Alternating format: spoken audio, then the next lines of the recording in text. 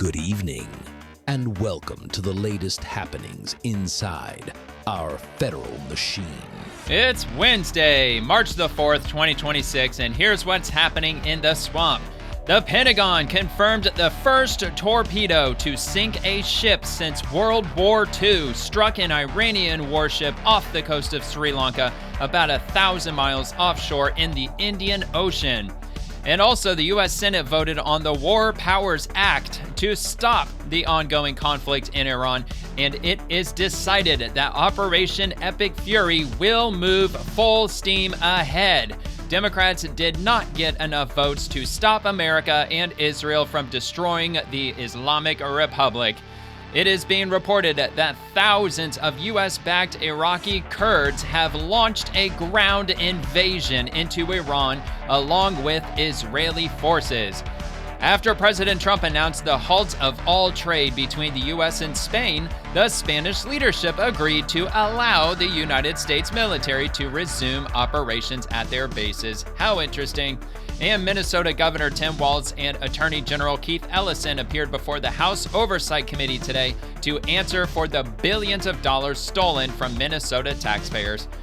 A bill in Congress has been introduced that concerns slush funds used to pay off staffers who accused members of Congress of harassment, and this bill would require those slush funds and individual members to be made public.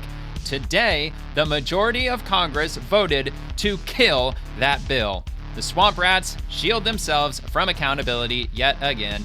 And several major Texas primaries occurred yesterday, and among the results was the bombshell that Representative Dan Crenshaw was defeated by Steve Toth. That should make some people smile out there. And we'll dive into lots of other things that happened.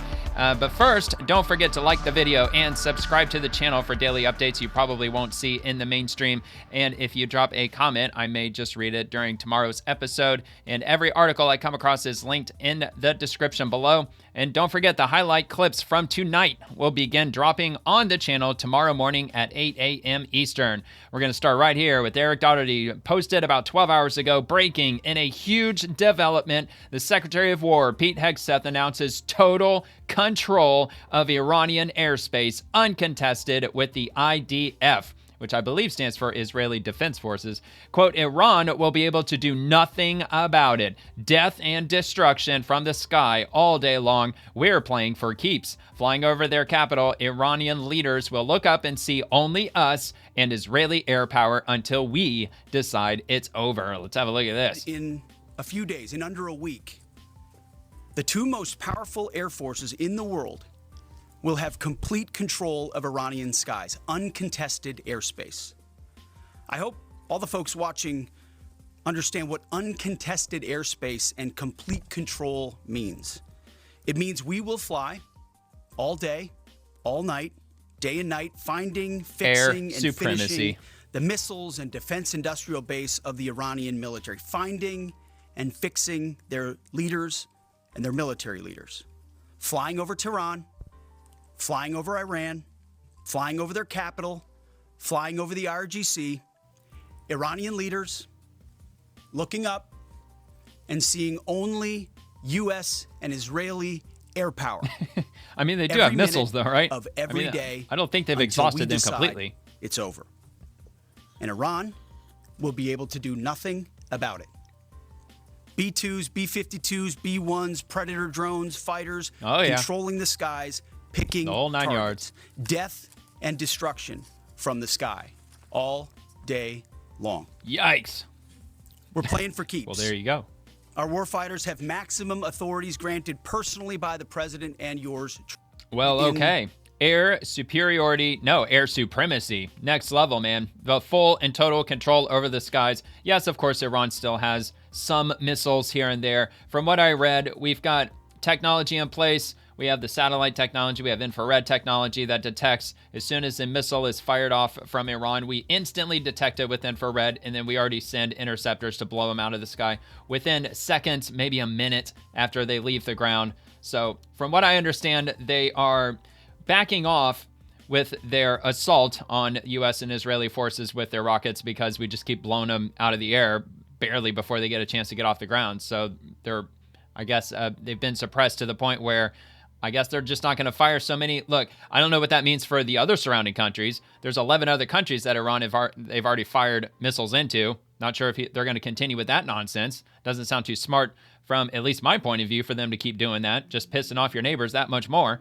Okay, so we got this from Fox News. Hegseth, we are just getting started. We are accelerating, not decelerating. Iran's capabilities are evaporating by the hour, while American strength grows fiercer, smarter, and utterly dominant. So this was earlier today, about 12 hours ago as of this recording. And as President Trump said, more and larger waves are coming. We are just getting started. We are accelerating, not decelerating.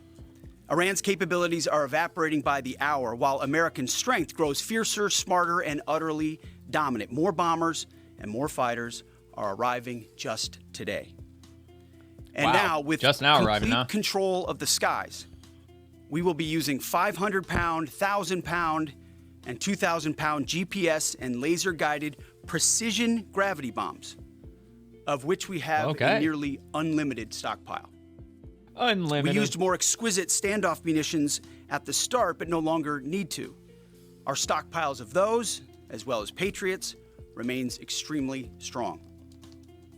The enemy can no longer shoot the volume of missiles they once did, not even close. Good grief. And look, man, I'm no warmonger. Give peace a chance. But I gotta say, I'm a big fan of our military. I love the fighter jets, the B-2 bombers. I mean, what man doesn't? I mean, well, beta males, I guess. Soy boy beta males. But I come from a long line of U.S. Air Force. My grandfather was stationed in Greenland during the 50s and 60s. My dad was in the Air Force throughout the 1980s. My brother, he joined the Air Force in the 2000s, and he's still there to this day. He's actually stationed exactly where Pete Hegseth is standing right there. But they wouldn't let me join because I blew out all the hearing in my left ear when I was 16. Stone deaf, and they won't let people in with unilateral hearing loss, a 79% balance loss, and no sense of sound direction. It sucks. It really sucks, but that's the hand of stupidity I was accidentally dealt, or that I dealt myself, really. Okay, so let's move on to the next one. Nick's order just in after Trump killed Soleimani in 2020. The U.S. military now sunken his pride ship, the Soleimani. Hilarious. Hegseth looks like POTUS got him twice. Damn. Got him. At the bottom of the Persian Gulf.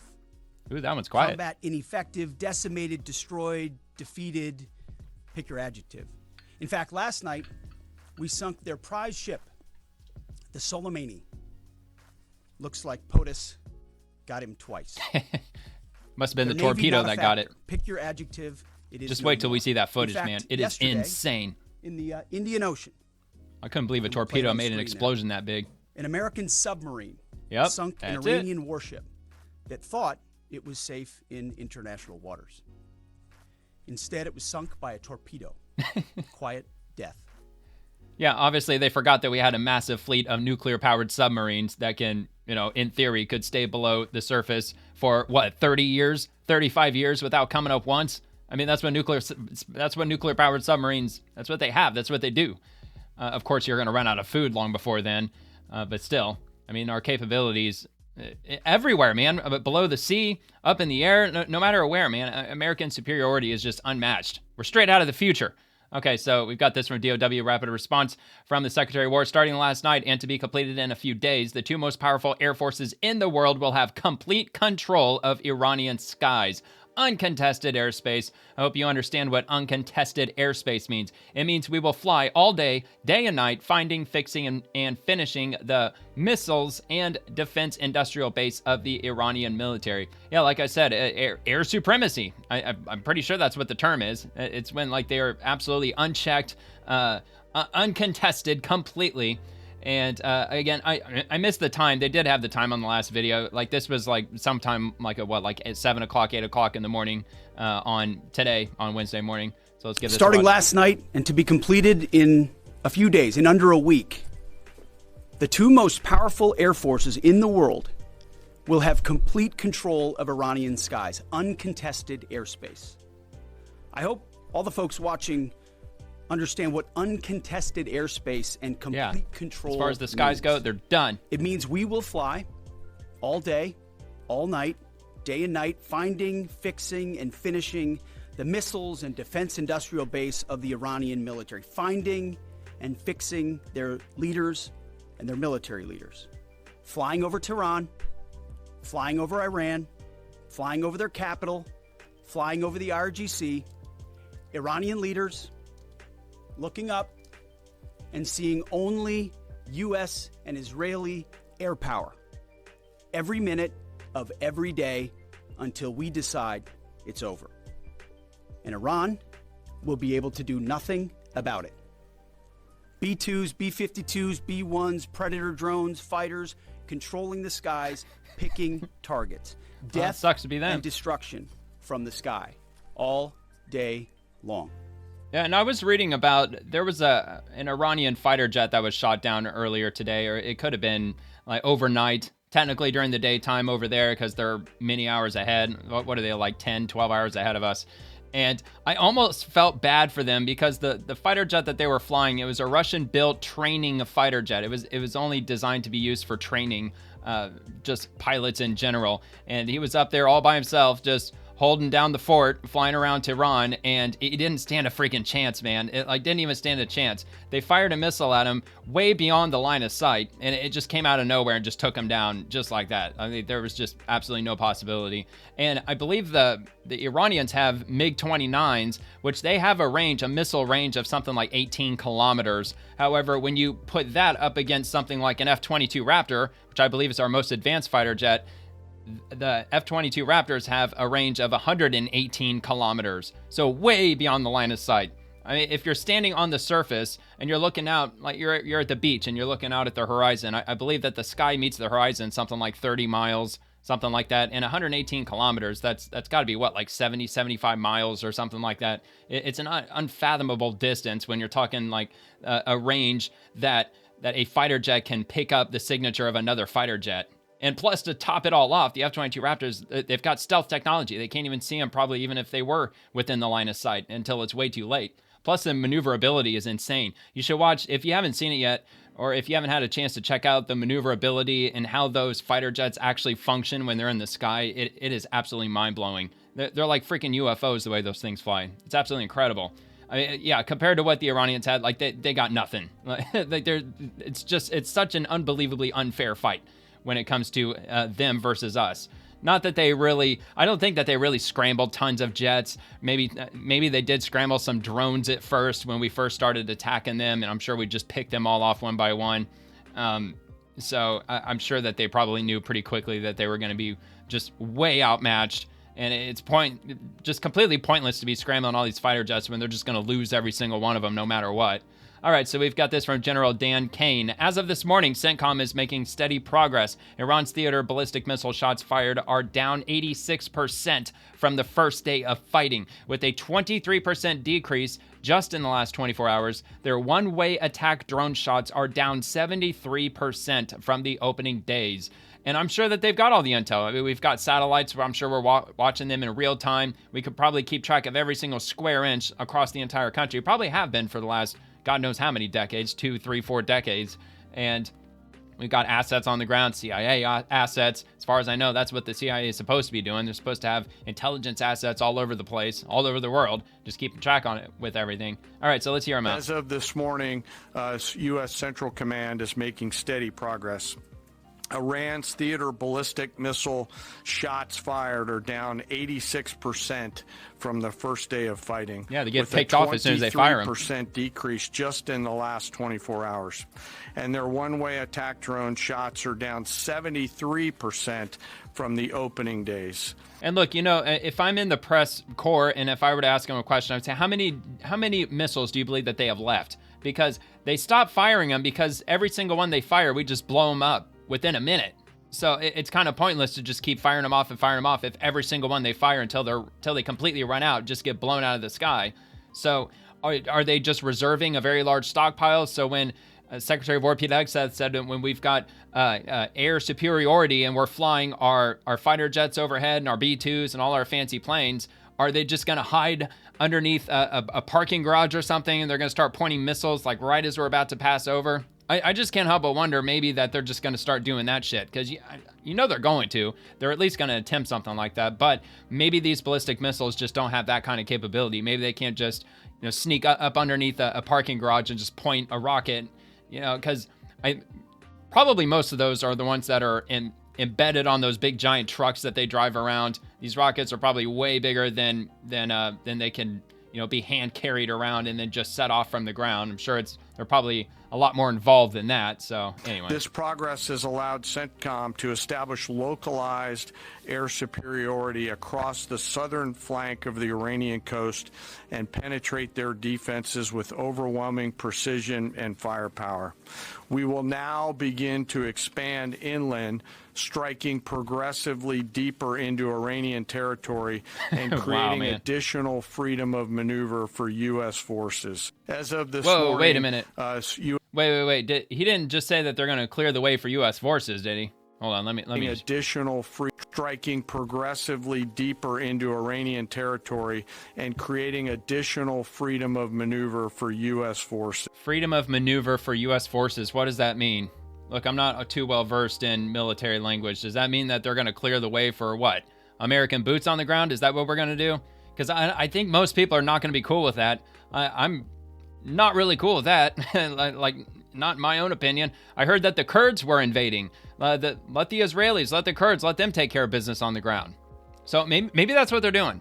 But he did say that the southern flank of Iran. So, I mean, I don't think that that's where Iraq is.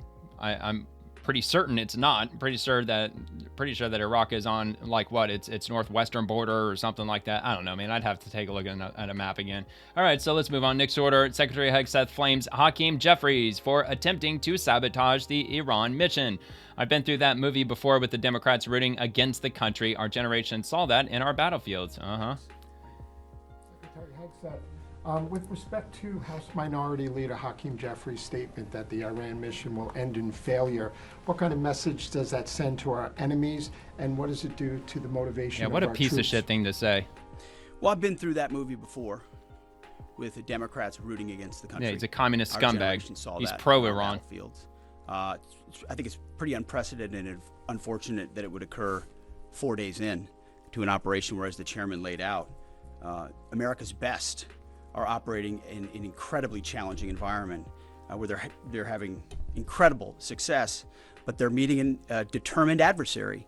And he's been privy to briefs that we've provided. He knows how effective this has been. He's being disingenuous. Oh, for sure. Which we're used to right here. Thank you for taking my question. Yeah, I was just saying, man, no doubt about it. I mean, he knows how effective that they're being. He's just playing stupid bullshit, dumbass political games.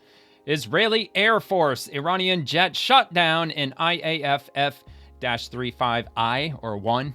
A Deer fighter jet shot down an Iranian Air Force YAK-130 fighter jet. It is the first shootdown in history of a manned fighter aircraft by an F-35 Adir fighter jet. First time. At least first time in combat or first time ever. Yeah, it just looks like first time ever. All right, well, there you go. Iran Observer, an Israeli-American fighter jet has been reportedly shot down near Tehran. Is this fake news? Is this not fake news? Is this AI? Bismillah ar-Rahman ar-Rahim. Allahu Akbar. Allahu Akbar. Allahu Akbar. Oh, it's Archbar now. Allahu Archbar. یک فروند جنگنده صهیونیستی امریکایی در کوههای شمال لواسان توسط پدافند قدرتمند رزمندگان جمهوری اسلامی ایران بعد از مسیر برگشت بمباران شرق تهران. Okay, well, I didn't see a fighter jet. Did you see one? Because I didn't see one. So let's get this from U.S. Central Command from about 5 hours ago. More fake news from the Iranian regime. The regime claims U.S. forces are withdrawing. They're not. That's because, the circle with a slash, that means no. They say they sank a U.S. destroyer. No.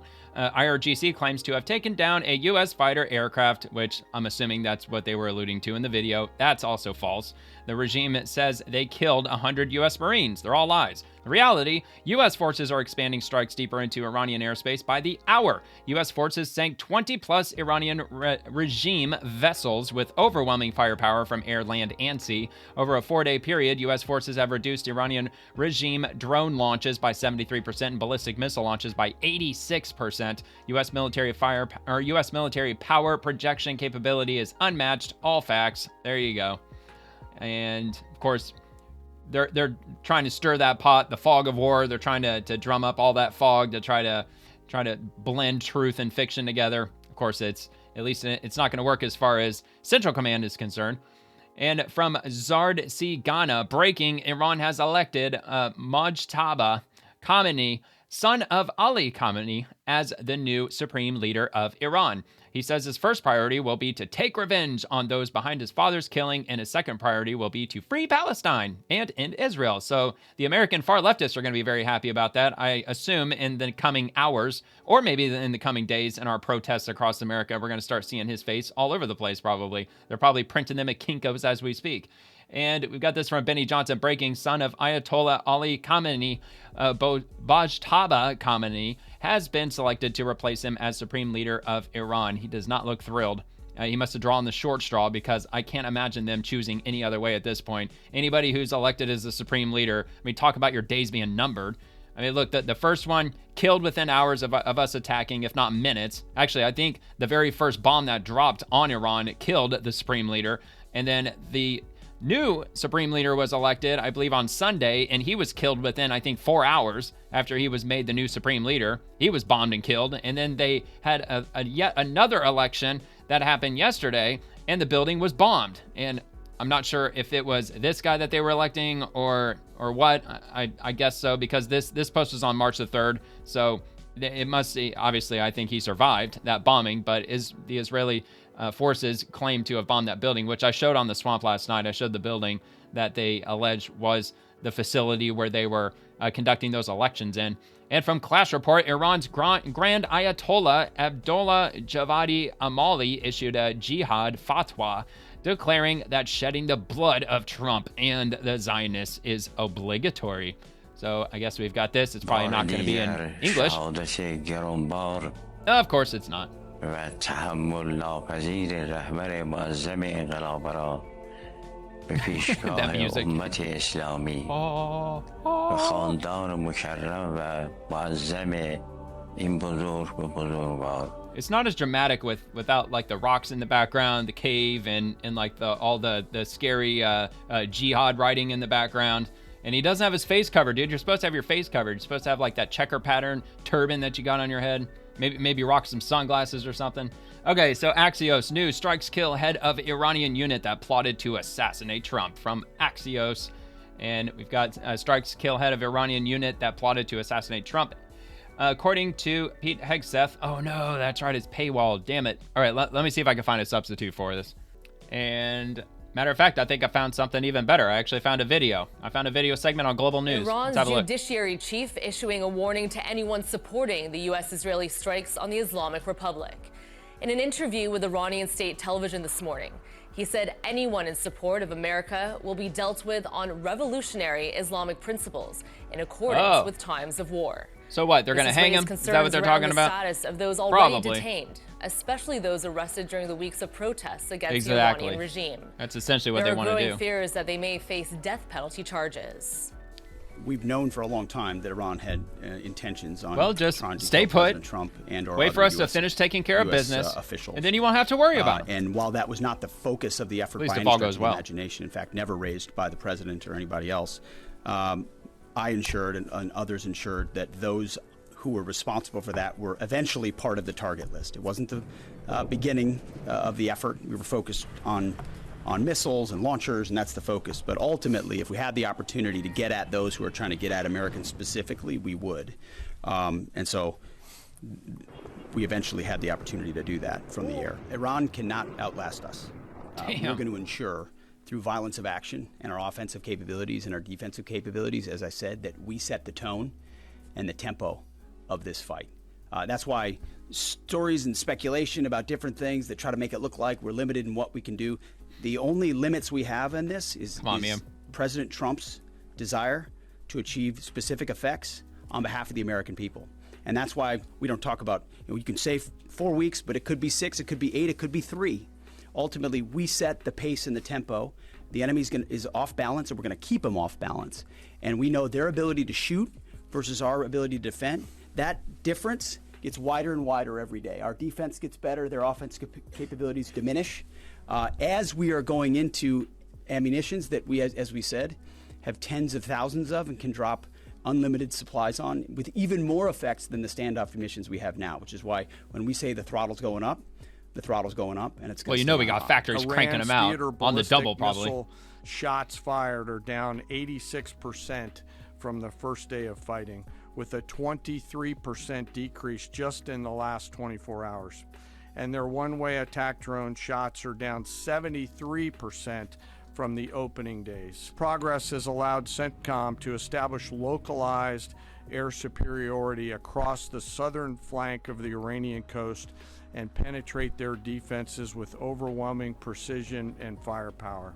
We will now begin to expand inland, striking progressively deeper into Iranian territory and creating additional freedom of maneuver for U.S. forces. As a result of this, CENTCOM is now shifting in day 4 already from large deliberate strike packages using standoff munitions at range outside an enemy's ability to shoot at us, now into stand-in precision strikes overhead Iran.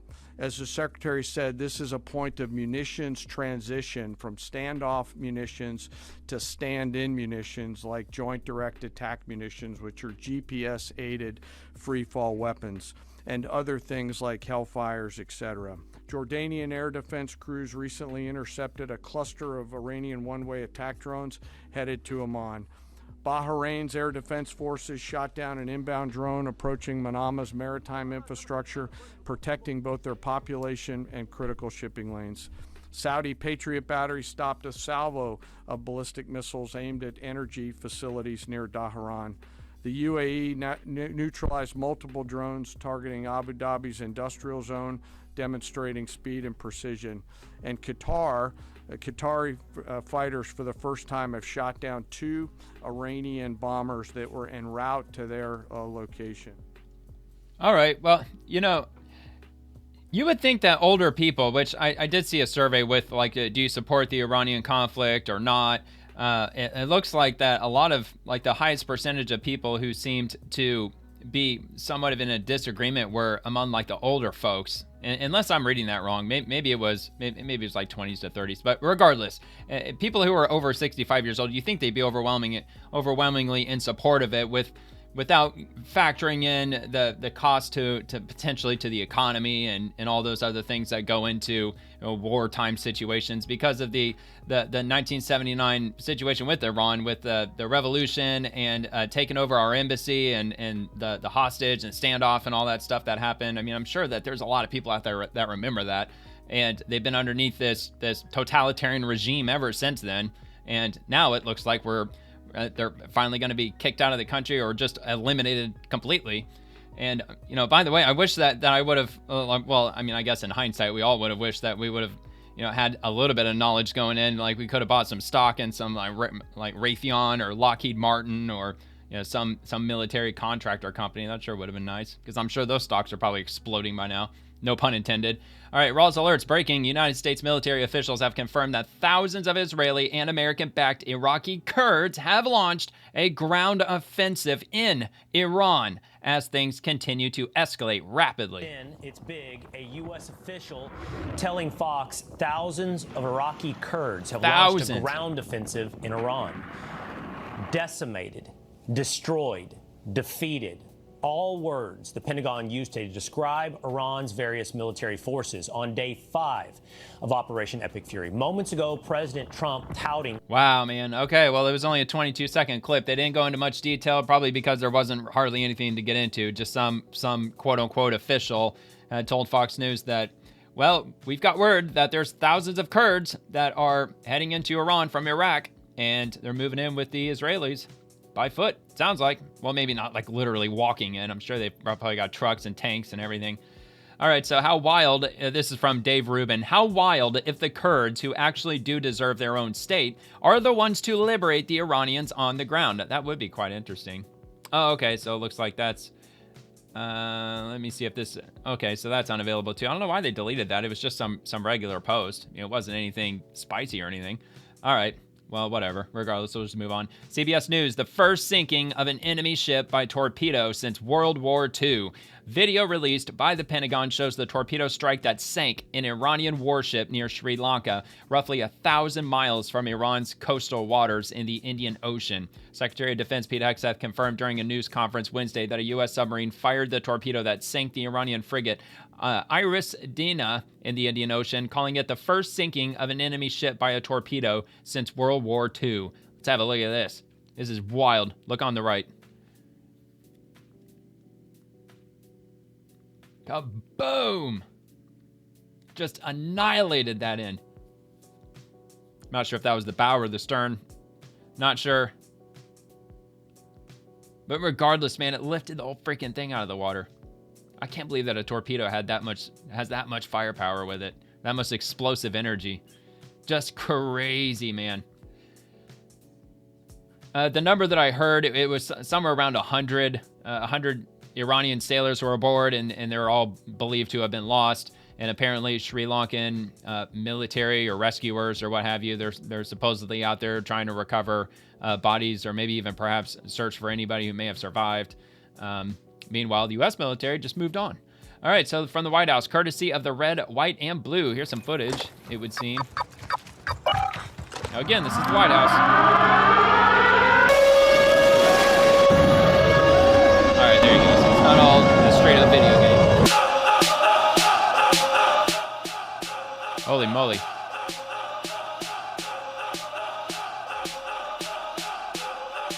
We're winning this fight.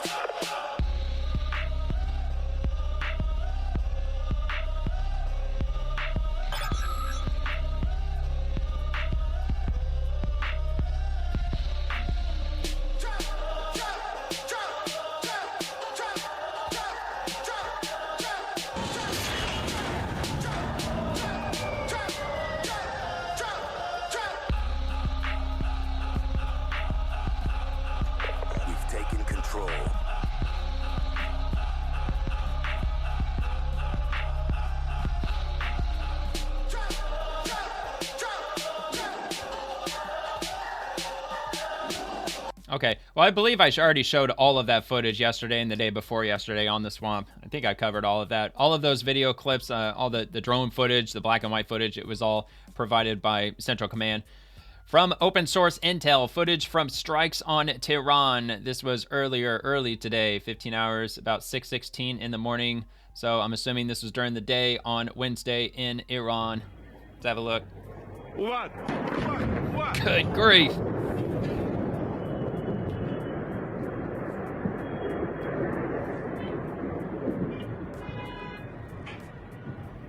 Well, with all that smoke in the air, it's really impossible to see any aircraft. Which I'm sure they probably used to their advantage. Damn! Okay. I don't know if dude survived or not. I mean, if he's one of the good Iranians, if he's one of the civilians, I hope he's okay. All right, Bill Mitchell. Iran's missile barrages are suddenly drying up, and the reason will shock you. Every time one of their launchers fires, it lights up like a Christmas tree on American infrared satellites and radar. U.S. systems detect the thermal plume and trajectory in seconds. That data goes right to strike aircraft, drones, and long-range weapons for a rapid takedown. The mullahs are figuring out that launching a missile means losing the launcher minutes later. This brutal reality is forcing them to hold back. Smart deterrence from superior American power is working exactly as it should. Look, the only question that I think that I might have with regard to this is how much does one of their ballistic missiles cost each? What, $20,000, $50,000? And how much does it cost for us to take out one of those to intercept?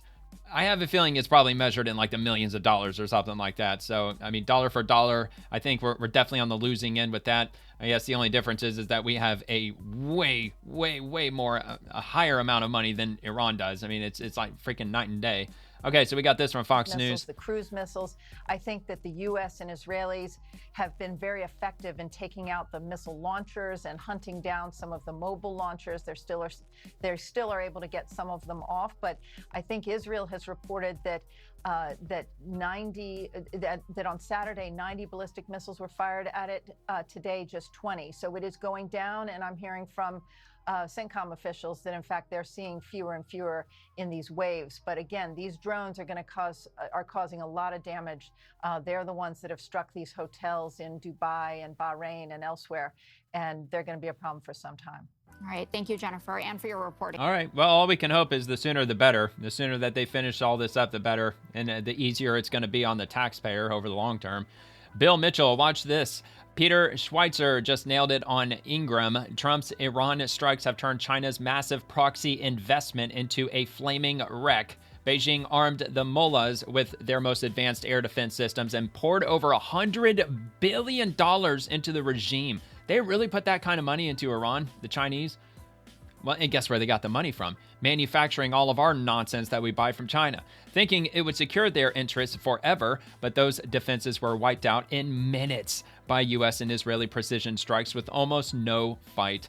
Trump has now severed Beijing's cheap oil pipeline from sanctioned Iran and Venezuela, forcing China back into dollar-based markets and crushing their long-term scheme to undermine America's currency dominance. This is America First power making enemies pay the price. So you can kind of see that all the puzzle pieces are starting to fall into place with regard to China, Iran, and Venezuela. It all seems to, the fog is starting to lift a little bit more, and a little bit more is being revealed as to like how consequential that this conflict really can be.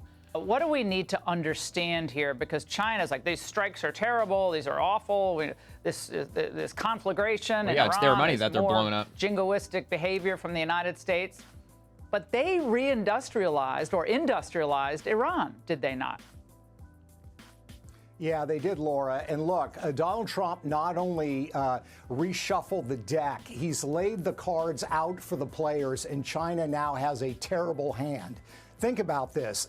China provided them their most advanced air defense systems to Iran, totally decimated by the United States and the Israelis. Like within China's what, an hour? more than $100 billion in Iran in industrial. And there's some people out there that say we don't stand a chance against China militarily. Yeah, okay. To the Iranian government.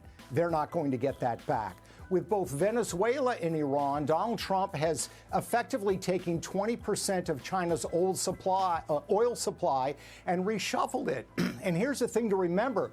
They were buying that oil as a discount because both Iran and Venezuela are sanctioned, and they were able to buy it not with U.S. dollars. Has to be One off of the their books. big goals has been to move away from U.S. being... Yeah, see, the petrodollar. Isn't that how the petrodollar works? If you're buying oil on the global market, if you're buying it with your country's currency, you have to convert your currency into U.S. dollars, and then you can sell the oil to another country using U.S. dollars. I believe that's how the the whole petrodollar thing works. But if your oil is sanctioned, you can't do that, and you really wouldn't want to do it anyway. You just want to do it as off the books as possible, which is exactly what they were doing. Global currency. They're now going to have to go back into the global oil market and buy things with U.S. dollars. So this is a disaster for China on multiple stages, and Donald Trump has shifted the discussion that he's going to have with President Xi when they meet in China almost entirely. Oh, man, I forgot about that. Yeah, they're supposed to be meeting in either next month or in May. So that's going to be one hell of an interesting conversation.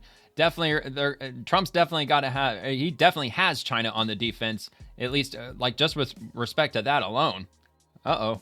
Not to mention the tariffs. I mean, I don't even know what the tariffs are up to with China at this point. I mean, I'm sure that they're probably still fairly substantial. Okay, so we got this from Nayo Berg. The funeral ceremony for Khamenei, which was scheduled to be held tonight in Tehran, has been canceled. They are scared of attacks by Israel and America. So, look, I wouldn't put it past Israel to bomb that funeral. I really wouldn't. I would honestly just almost expect them to do that. But I don't think that's something the U.S. would do. I think that we would be a little bit, is benevolent the right word to use for that? Or, a little bit respectful under the circumstances, because, like, bombing a funeral is kind of fucked up, man. But honestly, I got respect for Israel. I don't worship Israel. Frankly, I don't really give that much of a crap about Israel. I don't really care about anybody except America. That's all I care about. America first, in my opinion. But still, with that said, Just kind of seems like something that Israel might do, because look, they would probably have a valid justification for it. Like, well, how many top leaders are going to be attending the dead supreme leader's funeral? There's going to be a lot of top leaders there. So if you wipe the place out, we might be able to win the war overnight. Okay, yeah, all right. If you word it that way, I guess there's a valid argument for that. But right, anyway, this isn't going to be in English, I'm sure.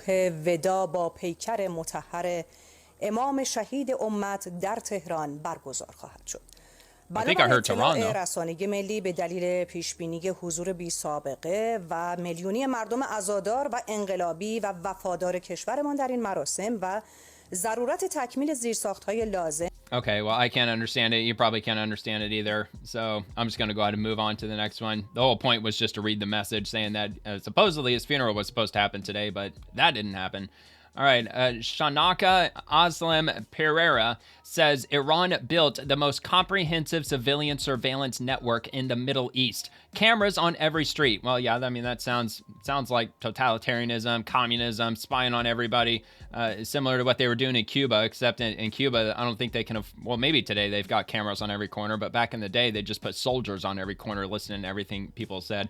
Facial recognition at universities, license plate readers that automatically find women for removing their hijab in their own cars, a mobile app called Nazar that lets citizens report uncovered women, drones at beaches, the infrastructure that killed Masa Amini in September of 22 and crushed the Woman Life Freedom uprising that followed. Israel hacked nearly all of it. According to the Financial Times, citing two people familiar with the matter, nearly all of Tehran's traffic cameras have been compromised for years. The footage was encrypted and transmitted to servers in Tel Aviv and southern Israel. So they've been literally able to spy on every single street corner in Iran for years. And with the advent of AI, I'm not sure if they're feeding that into any AI systems, but if they could, they probably could just pretty much have free reign to view anything that they damn well pleased in real time. Anyway, one camera near Pasteur Street proved especially valuable. It was angled in such a way that Israeli analysts could see where members of Khamenei's security detail parked their personal cars. Through that single camera angle, Israeli intelligence built files on the bodyguard's home address, work schedules, commuting routes, and which senior officials they were assigned to protect. Unit 8200 used algorithms to process billions of data points into what intelligence officers called a pattern of life. A person familiar with the process described it as an assembly line with a single product targets. Oh my God, dude, they were using their own cameras against them. Gotta love it. We knew Tehran like we know Jerusalem, an Israeli intelligence official told the Financial Times. And when you know a place as well as you know the street you grew up on, you noticed a single thing that's out of place. On February 28th, when intelligence confirmed Khamenei would attend a morning meeting at his compound near Pasteur Street, the operation entered its final phase. Israel disrupted approximately 12 cellular antennas in the area, causing phones to appear busy when dialed. Khamenei's security detail could not receive warnings. Israeli aircraft fired 30 precision munitions. The strike was carried out in daylight for tactical surprise.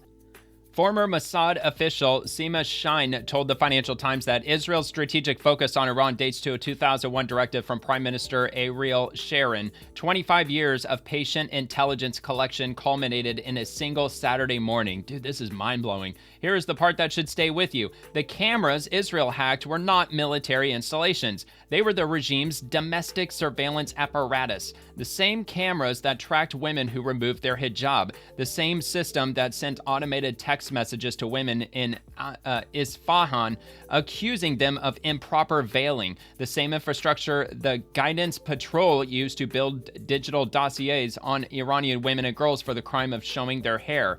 Israel turned the tools of the morality police into the tools of the regime's destruction. There is a viral claim that after the assassination, Mossad wiped the morality police's databases on Iranian women. Whoa! No tier 1, 2, or 3 source confirms this. It traces to a single unverified social media post. I will not present it as fact, but the verified reality is extraordinary enough. the regime built a surveillance state to control its own women. A foreign intelligence service co-opted that state to kill the man who ordered it built. The cameras that watched women became the cameras that watched Khamenei die. That is poetic justice written in code. Oh yeah, man, that's about as poetic as you can get poetic justice to get.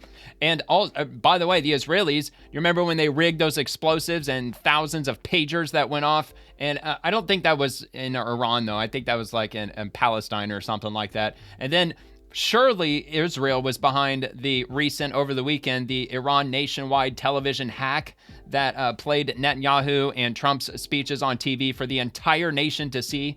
And I think that might have been on either, I think that was on Sunday, actually. Could have been on Saturday, but I think that actually happened on Sunday. And of course, I'm sure they played it in Farsi or, you know, the local language. So, man, what a post. That was wild. And from Jared Stepman, big blow to Alexander Soros. Spain has agreed to cooperate with the United States military. The White House press secretary Caroline Leavitt said on Wednesday. That's hilarious because the other day, I believe it was yesterday, the Spain prime minister, president, whatever they call him in Spain, says that the United States military is not allowed to conduct any operations on their bases with regard to the Iran conflict. And if we need to do so, we're going to have to do it somewhere else. So we flew away. We left Spain and we were invited to set up shop in Germany, which is where we went. And just by coincidence, the German chancellor was visiting President Trump in the White House yesterday, where they talked about that. And just so happens, it looks like Spain they're back on the table. They're like, okay, fine, you all can come back. All right, you know, we were kind of kidding, but not really, but we totally were.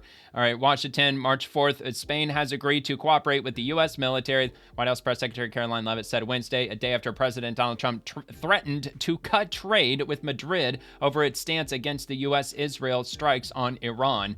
Look, it was a little bit more than a threat to cut trade. I think the word embargo was coming up. Like we were talking about completely cutting off Spain completely.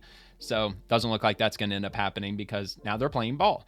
I think they heard the president's message yesterday loud and clear. It is my understanding over the past several hours that they've agreed to cooperate with the U.S. military, Leavitt told a news briefing. Which also, by the way, Spain, they're not on the up and up with regard to their NATO obligations. They still owe NATO a ton of money. I think that they paid their entire obligation last year and maybe the year before, but historically speaking, they're still pretty far behind. They're more behind in their obligation than any other country. Plus, they're paying the least amount of their GDP than any other NATO nation. So there's also that. Trump floated imposing a trade embargo on Madrid over its refusal to allow U.S. aircraft to use jointly operated naval and air bases in southern Spain for the offensive against Iran. Spain has denounced the U.S. and Israeli bombings of Iran as reckless and illegal.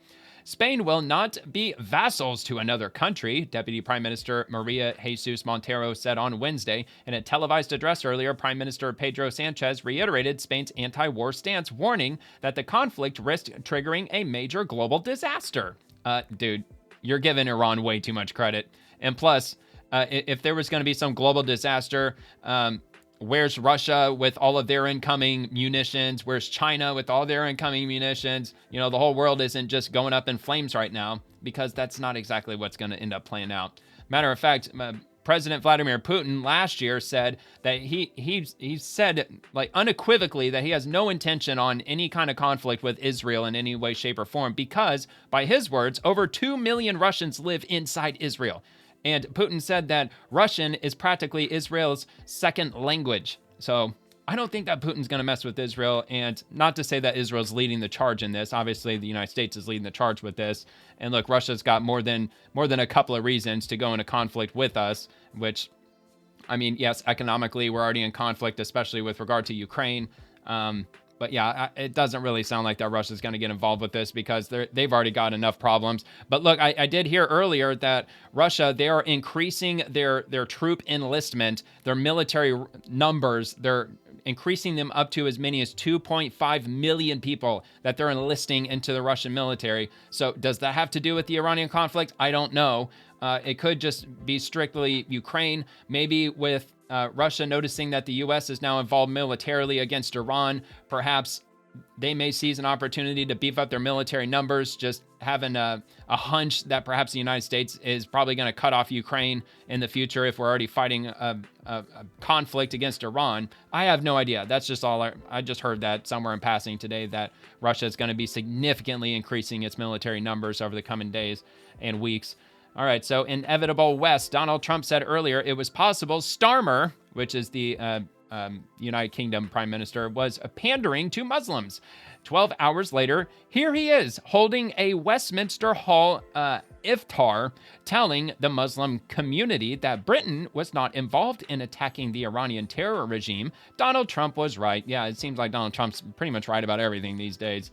And I think it's absolutely hilarious that Keir Starmer, like, he already said that, like, the day after we conducted the first round of attacks against Iran, he was on TV saying over and over again, we had no hand in this. We didn't help the United States and Israel with any of this. You know, yes, we might be providing some, like, background support if needed, but we were not in any way involved like that. Like, basically just saying, essentially signaling to all of those immigrants, all of the migrants, the refugees from the Middle East that they were importing into the country over the last decade, you know, please don't do anything bad against our country. You know, please have mercy.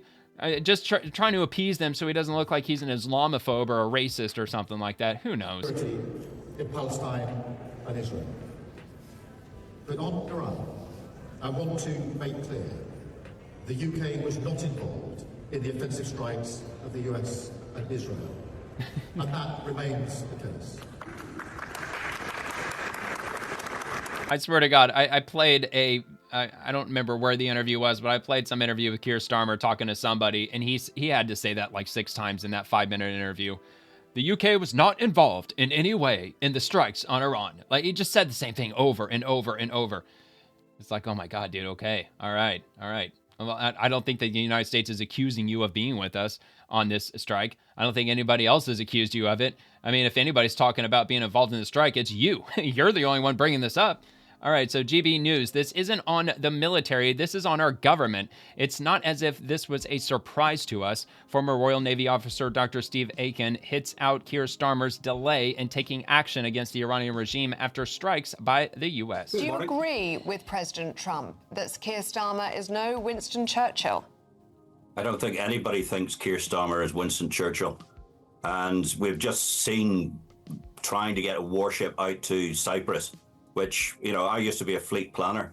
And if I go back to the days of 9/11, by the time the second aircraft had crashed into the World Trade buildings, we were already beginning to arrange to move a TLAM fitted submarine all the way out to the Arabian Gulf. Oh, wow. And, you know, it might have been a bit Nelsonian on our approach, but we made it move. And I have no doubt the Royal Navy, because they are still the professional planners that we always were, and are fully aware of what was going on, knew what was happening in the Middle East, knew what the United States and Israel were about to do, and should have had ships pre-deployed. Oh, for sure, of course we talked with them. I think the Royal Navy tried to have those ships pre-deployed. I've no other information. I can't say that I'm across fleet plans anymore, but that would have been stopped at the political level. And we seem to be run by a cult of lawyers. Probably. But why then, I mean, even if there was no pre-deployment, why then this delay in even I mean, Dragon's still in Portsmouth, isn't she? I mean, yeah. Why this huge delay when we are talking about because they're scared of the new British Muslims now. And probably. Here's the point about Akrotiri as well. We don't want to be Islamophobic. Air defense systems. We have ground-based air defense systems like Skysaber. We have anti-drone capabilities.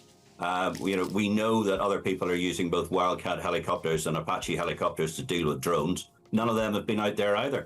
And the reality is, you know, this isn't on the military. This is on our government, because I can assure you that options would have been given to ministers that said, this is what we can do. This is when we can do it. Let's do it.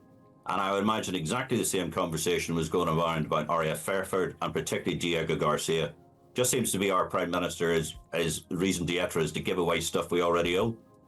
Does it look to you as though Britain it has been chasing now the French and the Greek, who stepped up yesterday and said that they would be heading to Cyprus to help defend the RAF base there? Look, I mean, doesn't all this fall underneath the umbrella of NATO in some way or another? A couple of days ago with President Macron in front of a ballistic missile submarine when they all were singing the Marseillaise. And it was a very clear indication that France has decided to take leadership. So it's sending a carrier battle group all the way through into the Mediterranean. To the Eastern Mediterranean, it's fighter aircraft, to support and defend Cyprus. All these things are happening right now. And the British have a base on Cyprus, I think. And sending a destroyer that's not going to get there for 10 days. In terms of our political strategy with the attacks on Iran, do you think there is, Keir Starmer has any solid position when he says, look, from a legal perspective, from our own British perspective, we're happy to do what we can in terms of defence, but we do not want to be involved in any direct action. We don't want to be, bringing in regime change from the skies. Is that a justifiable position? Look, could you imagine Tony Blair saying that? The last Labour Prime Minister was in a position like that. Can you imagine sort of Margaret Thatcher saying that? Absolutely not. Once the fighting had started, I'd put it this way, it's not as if this had come to a surprise to us. We've got pretty good intelligence services. We knew that Cyprus would be under threat. We knew British interests would be under threat. And we knew the United States would be calling on us for our specific assets we have in the region. To be doing this is the worst of all worlds. Being dragged into it and then sort of having some kind of lawyer's view about whether we're going to use the force or not. It's absolutely ridiculous. And if I was in the United States right now, I'd be thinking, what's the point of us sort of expending all this effort and working with the UK when it's not there when we need them? There are some calls this morning. Why share intelligence with them? For a parliamentary investigation as to why the British Armed Forces and the Royal Navy were unable to provide any protective umbrella over RAF Akrotiri. Would you support calls for that investigation? I don't think we need to waste the time having a parliamentary investigation. We know the reasons. Both the Conservative government and the Labour government completely undercut our defence for years. Look, when Russia invaded Ukraine, that should have been the wake-up call. That should have been, here's the alarm bell, team. Let's start building up our defences. Let's start getting up towards 5% of GDP spent on defence. What have we been doing for the last 4 years? We've been sitting on our hands. Giving all your money to refugees. One of my biggest concerns is we may have left it too little too late. Yeah, I think that's probably exactly where the money was going. They're probably just dumping shitloads of money into the welfare system. That's probably what was really going on. And now they're afraid of being Islamophobic. And if you say anything that might step just a tiny bit over the line, saying like, I don't like Muslims, they're going to fucking arrest you for that. I mean, they arrest people for that now in the UK. It's absolutely just batshit that's going on over in the UK right now. It's insane. All right, Kira, Cyprus is defenseless. GB News, Great Britain News has broken a story that Keir Starmer turned down an offer from the Royal Navy to place one of our destroyers in the area. Now we're depending on the French, the Greeks, the Israelis, and the US to defend our sovereign territory. It's in utter shambles. So we'll take a look at this. Again, this was yesterday. This also is yesterday. I should have mentioned that. So this was it was posted 20 hours ago. And then this was on March 3rd, which of course was yesterday. According to Navy Lookout, very reliable resource, was on a NATO deployment footing. So it was preparing to go on different operations. And the HMS Duncan, the only other destroyer that we believed was available, actually has a few more maintenance problems that it needs to deal with, so can't deploy at short notice, which is why HMS Dragon has been brought out. I should also say, Patrick, that last Friday, when the British government gave the order to evacuate our embassy in Tehran, HMS Duncan was hosting a Families Day. It was at the time likely to be the most deployable air defence asset in the region. There are big questions here for the government because of this, Patrick. The Navy Lookout website said they are reporting that the Navy had offered the government the option to position one of those Type 45 destroyers ahead of that attack that we knew was coming based on the amount of resources in the region. But it seems that the government did not take that option. It did not go ahead with the option provided by the Royal Navy. And what does that mean? It means we do not have adequate defences to defend our air security from those ballistic missiles, relying on the French, the Greeks, and also, Patrick, the Israelis to protect that base and any other American assets in the region to intercept drones, missiles, and ballistics. Oh, yikes, man. This looks really bad for Great Britain. This does not look very good for the UK. So I don't know if they're going to get their shit together or not, but it's definitely I don't know, man. I wonder if Trump's going to say anything about it. But we do have this. This is also on March the 3rd. I'm not sure how exactly true this is, but I mean, in light of everything we've already heard, breaking, the UK is deploying a Royal Navy warship to Cyprus to defend its interests amid rising global tensions. So what is this, stock footage? Yeah, it looks like just footage in general. So is this actually true or not? I don't know. Again, at the end of the day, this is all on the X platform, so you got to kind of take pretty much everything with a grain of salt. So it doesn't really look like we're going to get any confirmation, no interviews, just footage of the vessel. So it doesn't sound like that might actually be happening. Anyway, we'll just go ahead and move on. Defiant L's, Jeffries, we should be spending taxpayer dollars to drive down the high cost of living, not funding Donald Trump's lawful or unlawful, unauthorized, and unconstitutional endless war. I find that kind of hilarious. We should be spending taxpayer dollars to drive down the high cost of living. So what, is that just another way of give me all your money because I can spend it better than you? I mean, that's what it sounds like to me. We should be spending taxpayer dollars to drive down the high cost of living. What the hell does that even Not mean? Funding Donald Trump's unlawful, and he's reading a prompter. He actually read that. And unconstitutional endless war, to use his terms, in the Middle East. Oh my God, dude, these people are nuts. I don't know who the hell is writing his speeches, but they're absolutely brain dead. I mean, of course they're brain dead. There's a team of Obama we're talking about. I mean, everything he does, everything he touches is brain dead. So there's no limit to this man's stupidity. Give us your money because we can use it better than you. $38 trillion deficit, for example. Says the guy that's helping the Democrats plunder our country and steal your wealth, no matter how large or small. Of course, you are the Husey leaser of the baseless hate campaign against our president, who is paying you. Soros, CCP, Putin, cartels, Iran. I'd say all the above. Is he really talking about spending? Here's an idea. We can pay for the war by getting rid of all of the fraud and going ahead and deporting all of the illegal aliens that you guys are fighting for. Yeah, amen. I mean, not to mention, how many billions of dollars are we spending getting rid of the illegal aliens that they imported into the country? They opened up the floodgates. I think ICE got $75 billion to take care of the problem. And do you really think that $75 billion is going to take care of, well, the official number, I think, is 15 million people. But, I mean, come on, let's be real. They probably let in like 30 million people. I highly doubt that $75 billion is going to cover it. Not to mention, any of them who self-deport, we're giving them $2,600 in cash plus a flight. A flight that the taxpayers are paying for. And that is all because of the Democrats' incompetence. No, actually, incompetence that's not the right way to put it. They're just abject evil. Their desire to just destroy our country in the name of power, trying to import as many I hesitate to call them useful idiots. I don't want to call illegal immigrants useful idiots specifically. How about just human bodies? They want to bring more human bodies in here just so they can stack up their congressional numbers. I mean, that's really what it's all about at the end of the day. All right, so conservative joker, how much money did you give to Ukraine? $130 billion? Is that the right number? Why did you fight so hard against Doge, who was uncovering all the fraud, waste, and abuse? You're a hack and a hypocrite. 90% of your politicians steal from the taxpayers. That's why you're all worth millions. Yep. I think that's a perfect one to finish on and move on to the next one.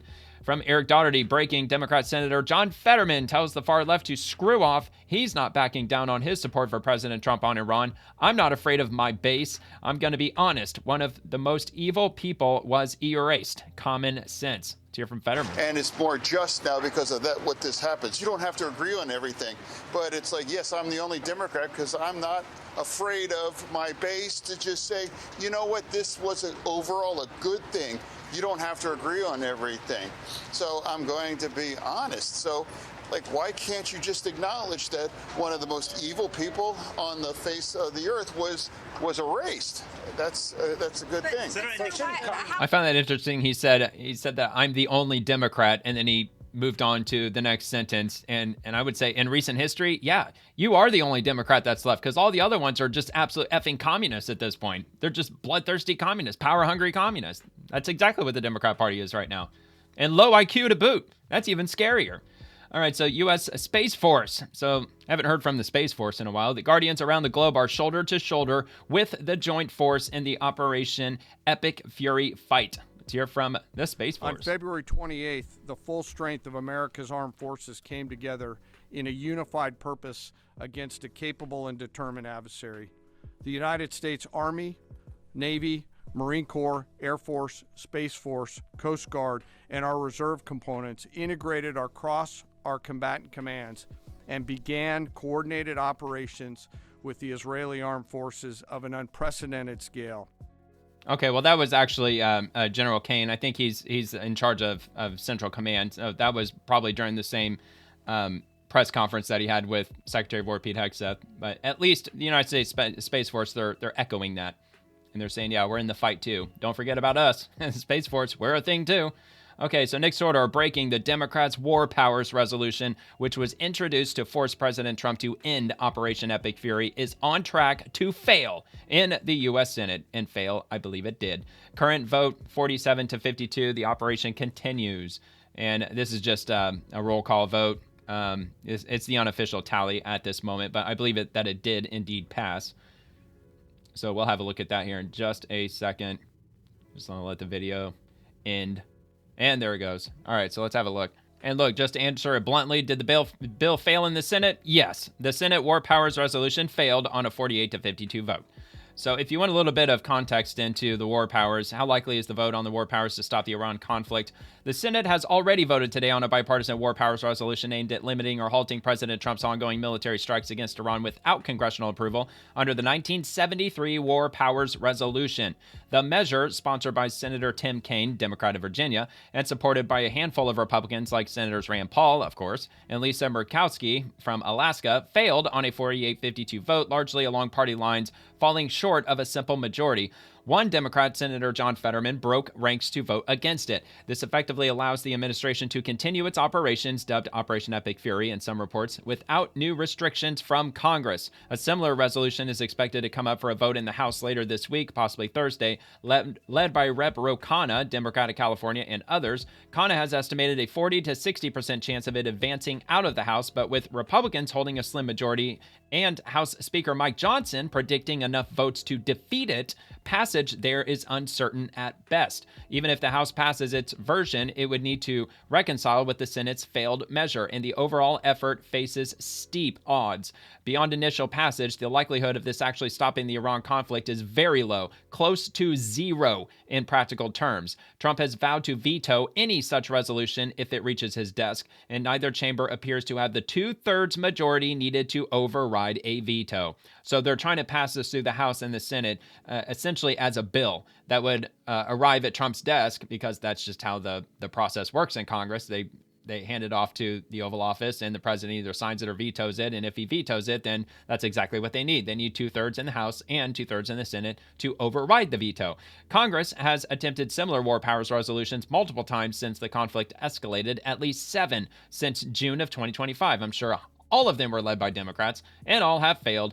Prediction markets like Polymarket currently peg the odds of Congress passing any such resolution by March 31st at just 8%. So, yeah, dude, this conflict is going on. Congress isn't going to stop it. The administration maintains it is operating within existing authorities and the 60-day window under the War Powers Resolution without needing new approval for the current strikes. Critics argue this risks mission creep into a prolonged ground war, but Republicans largely view the vote as a symbolic rebuke that could weaken U.S. leverage if circumstances shift dramatically, such as major U.S. casualties or bipartisan defections. The odds could rise slightly, but as of now, the conflict is set to continue unchecked by this mechanism. So basically, as long as Trump wants this conflict to continue, it's going to continue unless there is 2/3 in the House and 2/3 in the Senate that don't want the conflict to continue, and they're ready to put that on paper. And then they would send it to the president, he would veto it, and then they would override it. So that seems like that is just the current trajectory as far as Congress goes. So if you follow politics on a daily basis and you're not that well versed in it to this extent, and if you continue hearing Democrats or even Republicans like Rand Paul, or some of the other Republicans that may be against the conflict, and if they say that, Congress is going to stop it, well, it doesn't sound like Congress is going to stop it, at least not anytime soon. All right, Roz Alerts breaking. Watch former Marine Sergeant Brian McGinnis stood up in Congress to say that we don't want to fight a war with Iran for Israel while being removed by the Capitol Police. This is crazy. Watch as former Marine Sergeant Brian McGinnis stood up during the Senate Armed Forces Subcommittee hearing to voice opposition to a potential war with Iran, saying many Americans do not want the United States drawn into another conflict. Moments later, U.S. Capitol Police moved in and forcibly removed him from the chamber as the disruption unfolded. During the removal, McGinnis claims his arm was broken. Senator Tim Sheehy of Montana was also seen assisting as officers escorted the anti-war protester out of the hearing. McGinnis, an activist and Green Party candidate running for U.S. Senate in North Carolina, has been outspoken against the possibility of a broader conflict in the Middle East. The incident is now gaining significant attention online as veterans and anti-war activists react to the confrontation at the Capitol. So look at this. Israel is the reason for this war. America does not want to fight this war for Israel. Let's go. Come on, let's go. America does not want to send its sons and daughters to war for Israel. Your inability to name that shows your exemptness as leaders. This is wrong. No. And nobody wants to fight for Israel.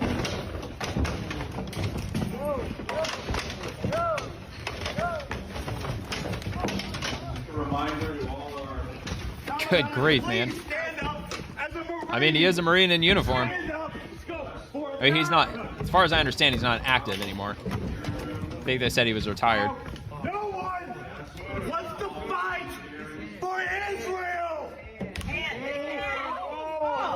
Oh, wow, man. Yeah, he might have broken his hand.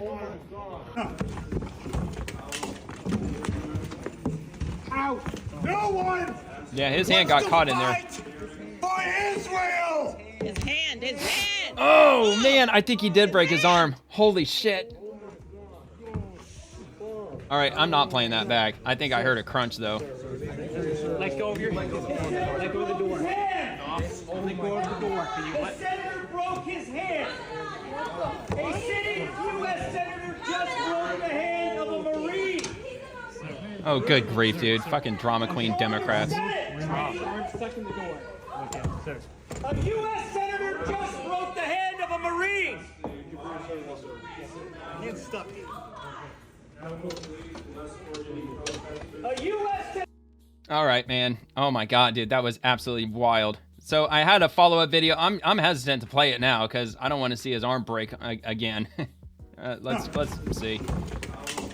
So, by the way, this says a U.S. Senator and Navy SEAL, Tim Sheehy, just personally jumped in and helped Capitol Police take down a belligerent man aggressively interrupting a Senate hearing. Out. No one wants to fight for Israel. His hand. Oh, his hand.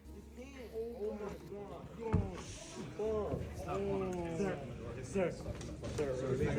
Let go of your hand. Let go of the door. Let go of the door. The senator broke his hand. Okay, all right. We got the rest of it. Okay. Yeah, I didn't even realize that. That wasn't even in the, like, did it say that it was in here somewhere that he broke his, oh yeah, it did. It says McGinnis claims his arm was broken. Yeah, dude, his arm was broken. Without any doubt in my mind, his arm absolutely broke. I mean, like, I saw it on camera. He broke, like, his forearm, his bone snapped in half, for crying out loud, because he got his freaking hand caught in between the freaking doors. Oh man, that's crazy. But yeah, of course the overly emotional Democrats are going to be screaming, "Oh my God, a sitting senator just broke a decorated Marine's hand." Well, he didn't break his hand. The senator didn't break anything. It was the Capitol Police that were trying to yank him into the hallway. That's what caused his arm to break. And plus, like, dude, if he didn't try to barricade himself behind that door, he wouldn't have broken his arm. Like, dude, this is why you don't fight with the police. That's why you got to cooperate. You did your protest. You said your 5 words. You know, you're lucky to get that much out, and then you leave the building. Okay, so let's just go on and move on. Oversight Committee. Watch Chairman Rep. James Comer opens our hearing on Minnesota fraud. For years, Governor Tim Walz and Attorney General Keith Ellison presided over one of the most extensive breakdowns of oversight this committee has ever examined. Walz and Ellison will testify today. And you know what? Before I play this, I did just take a quick second. I paused this and I looked for Brian McGinnis. They actually spelled his name wrong. I found his profile here on X. They actually spelled his name McGuiness. So it actually took me a little while to find it, but I eventually found it. He spells his name differently. They spelled it wrong. So this is his profile. Doesn't have any update as far as the condition of his arm. At least I don't see. He has this pinned from just an hour ago. As a Marine, service has always been my mission. Now I'm running for North Carolina Senate to continue serving the people of North Carolina. This campaign is powered by you, not corporations. If you're able, please donate and share. And that's all he says. And then before that was 12 hours ago. It was just him in uniform, probably in front of the Capitol before he went in there. And that was from an hour ago, 18 hours ago. March 2nd. So yeah, it doesn't look like that he's got any update with regard to the condition of his arm, even though I would almost bet my bottom dollar that yeah, he broke his arm. Okay, so let's move on. Well, we'll go ahead and play this. And again, this is the Governor Tim Walz and Attorney General Keith Ellison hearing from the Oversight Committee today with regard to the Minnesota fraud. Good morning. Today's hearing is about a failure of leadership, plain and simple. For years, Governor Tim Walz and Attorney General Keith Ellison presided over one of the most extensive breakdowns of oversight this committee has ever examined. Billions of taxpayer dollars were stolen from social service programs while warnings piled up, whistleblowers spoke out, and state officials chose delay and denial over action. Federal prosecutors estimate that as much as $9 billion may have been stolen from just 14 Medicaid programs administered by the state of Minnesota. Okay, so I was about to say, okay, fine, I'll just start using $9 billion from here on out because I keep hearing $18 billion from many other places. But he said just from the Medicare programs. So $9 billion as it pertains to Medicare. Does that include all the autism centers? Does that include all those fraudulent transportation services, which those transportation services, at least according to Nick Shirley, connects all of it. It connects all of the fraud in Minneapolis, Minnesota. I assume that's where they started the fraud and then they worked it out from there. Like the genesis of all the fraud apparently lies with all these fake transportation companies where they claim to have hundreds of vehicles when they don't have any vehicles at all. They get these fake companies that the government subsidizes them and funds them and gives them grants and all this shit when these companies don't even exist. So I don't know. Maybe he'll go into more detail about that, but if he doesn't, maybe I'll just have to look in more on that on my own time to see which is the number. Is it $18 billion total for the entirety of the state of Minnesota as it pertains to fraud, or is it $9 billion total and the absolute bulk of all the fraud is just inside Medicare? Because I have a feeling it extends probably pretty far beyond Medicare. Those programs have cost taxpayers more than $18 billion. There it is, $18 billion. And investigators believe that why do I speak too soon? I just need to STFU, man. To fraud. That did not happen overnight.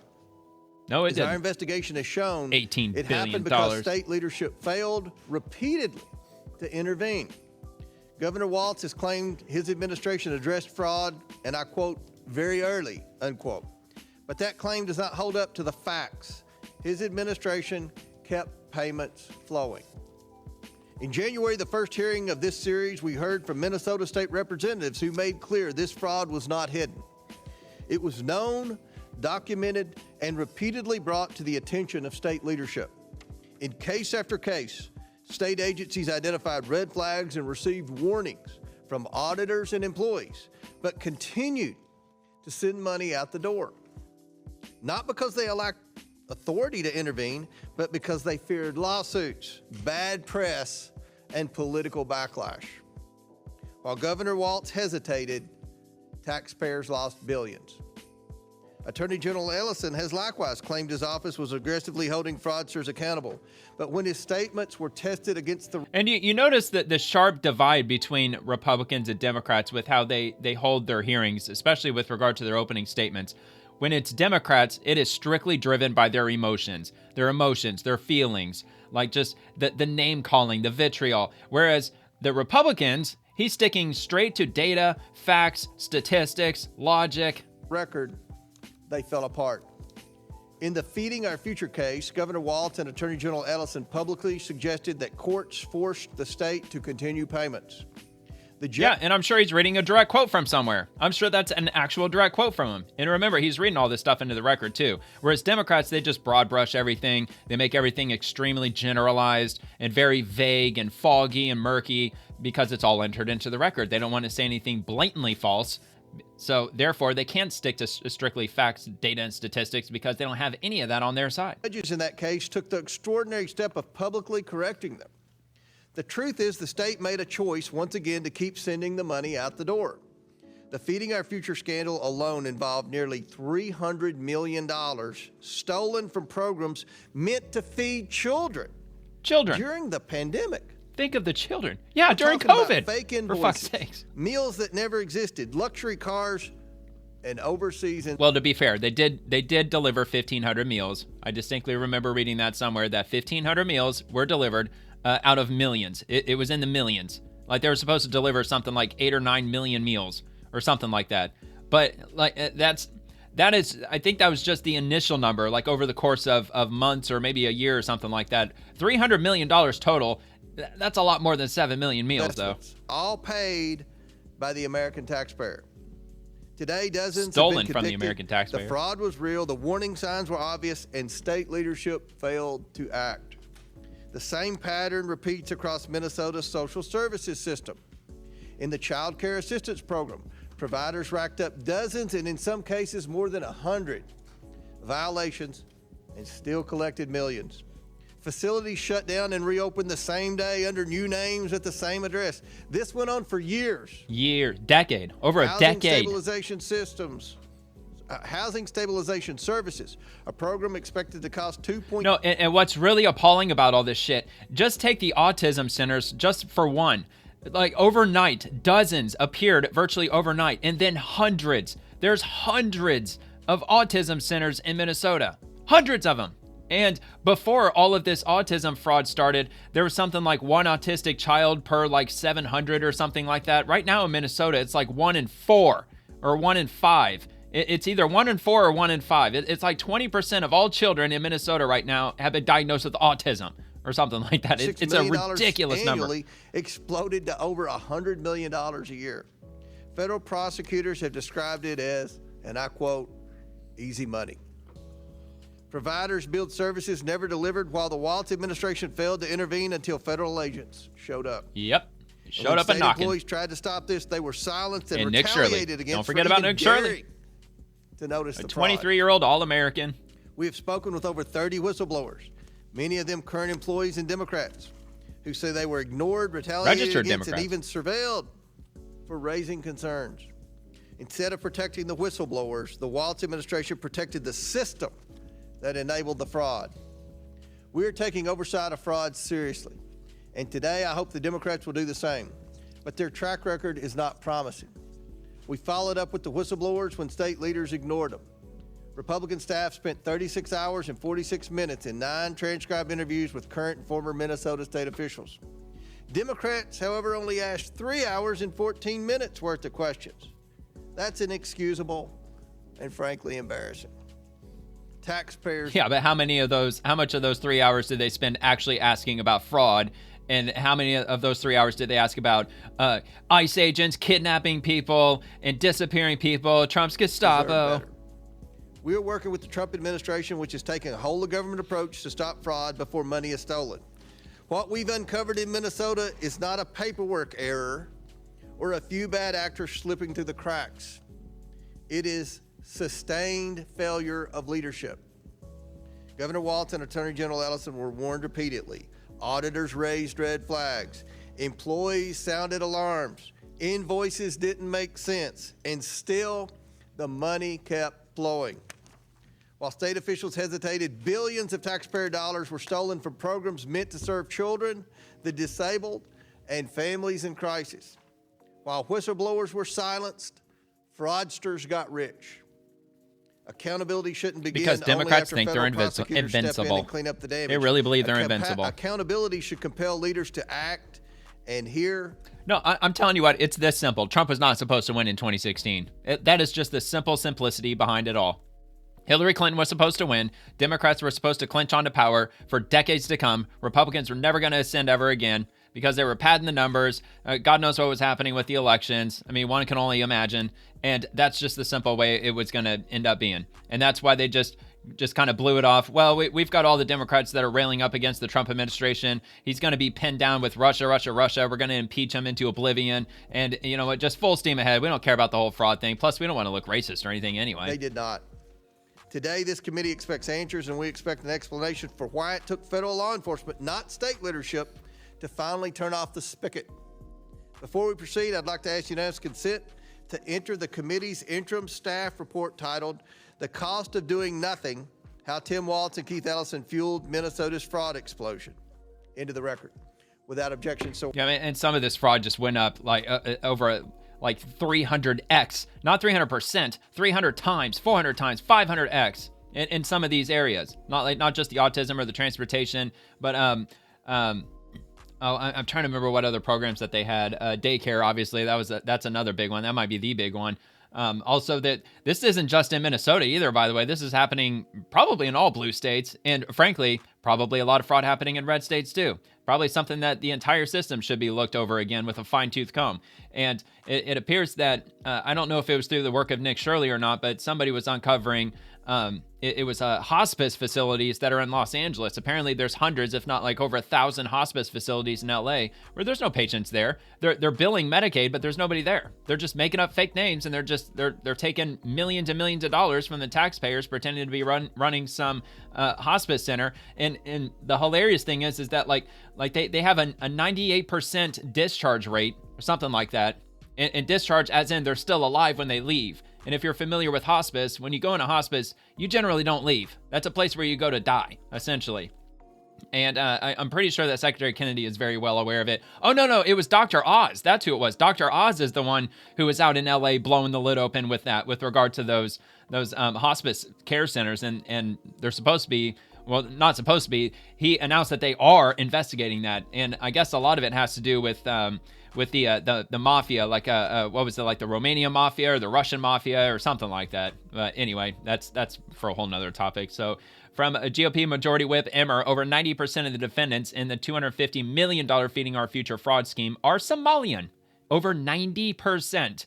Leftist AG Keith Ellison told the fraudsters, "Of course I'm here to help. Why do Democrats fight for fraudsters first and Americans last?" I don't know, man, but that's a hell of a good question, because Democrats don't give a shit about Americans. They only care about immigrants, illegal immigrants. They don't want to appear racist. They want to appease their brain-dead, hair-on-fire, far leftist outrage mob. That's really all they care about. They just care about making them happy because they think that their numbers are way bigger than they actually are. Gentlemen, let's see if we can agree on at least one thing today. Today's hearing is titled Oversight of Fraud and Misuse of Federal Funds in Minnesota. Can we agree that this fraud is a serious thing, Governor Walz? Yes or no? Can we agree on that? Yes, any fraud is serious. Thank you. Because there you it's go. Amen. Hallelujah. That you and I agree that it's a serious thing, considering the man sitting next to you, your Attorney General Keith Ellison, just 2 months ago said, quote, "This is a political matter. This is not a serious thing," end quote. Attorney General Ellison, that dude is there an organized crime ring operating? Of course, he's in a Minnesota? lawyer. Blanket answer, General. I'll answer for you, sir. Governor Walz believes there is an active crime. And notice how they pretend that they don't realize that they're muted. And that's a tactic that they use. And by they, I mean those who are sitting in the hot seat. Sometimes Republicans do it. Sometimes Democrats, conservatives, liberals, whatever you want to call them. They pretend that they don't realize that they're muted because they're trying to burn down that 5-minute clock that each member of the Oversight Committee have. Ring in our state. In October, the governor said, quote, "We've got an organized crime ring in Minnesota. I think it's been going on for years."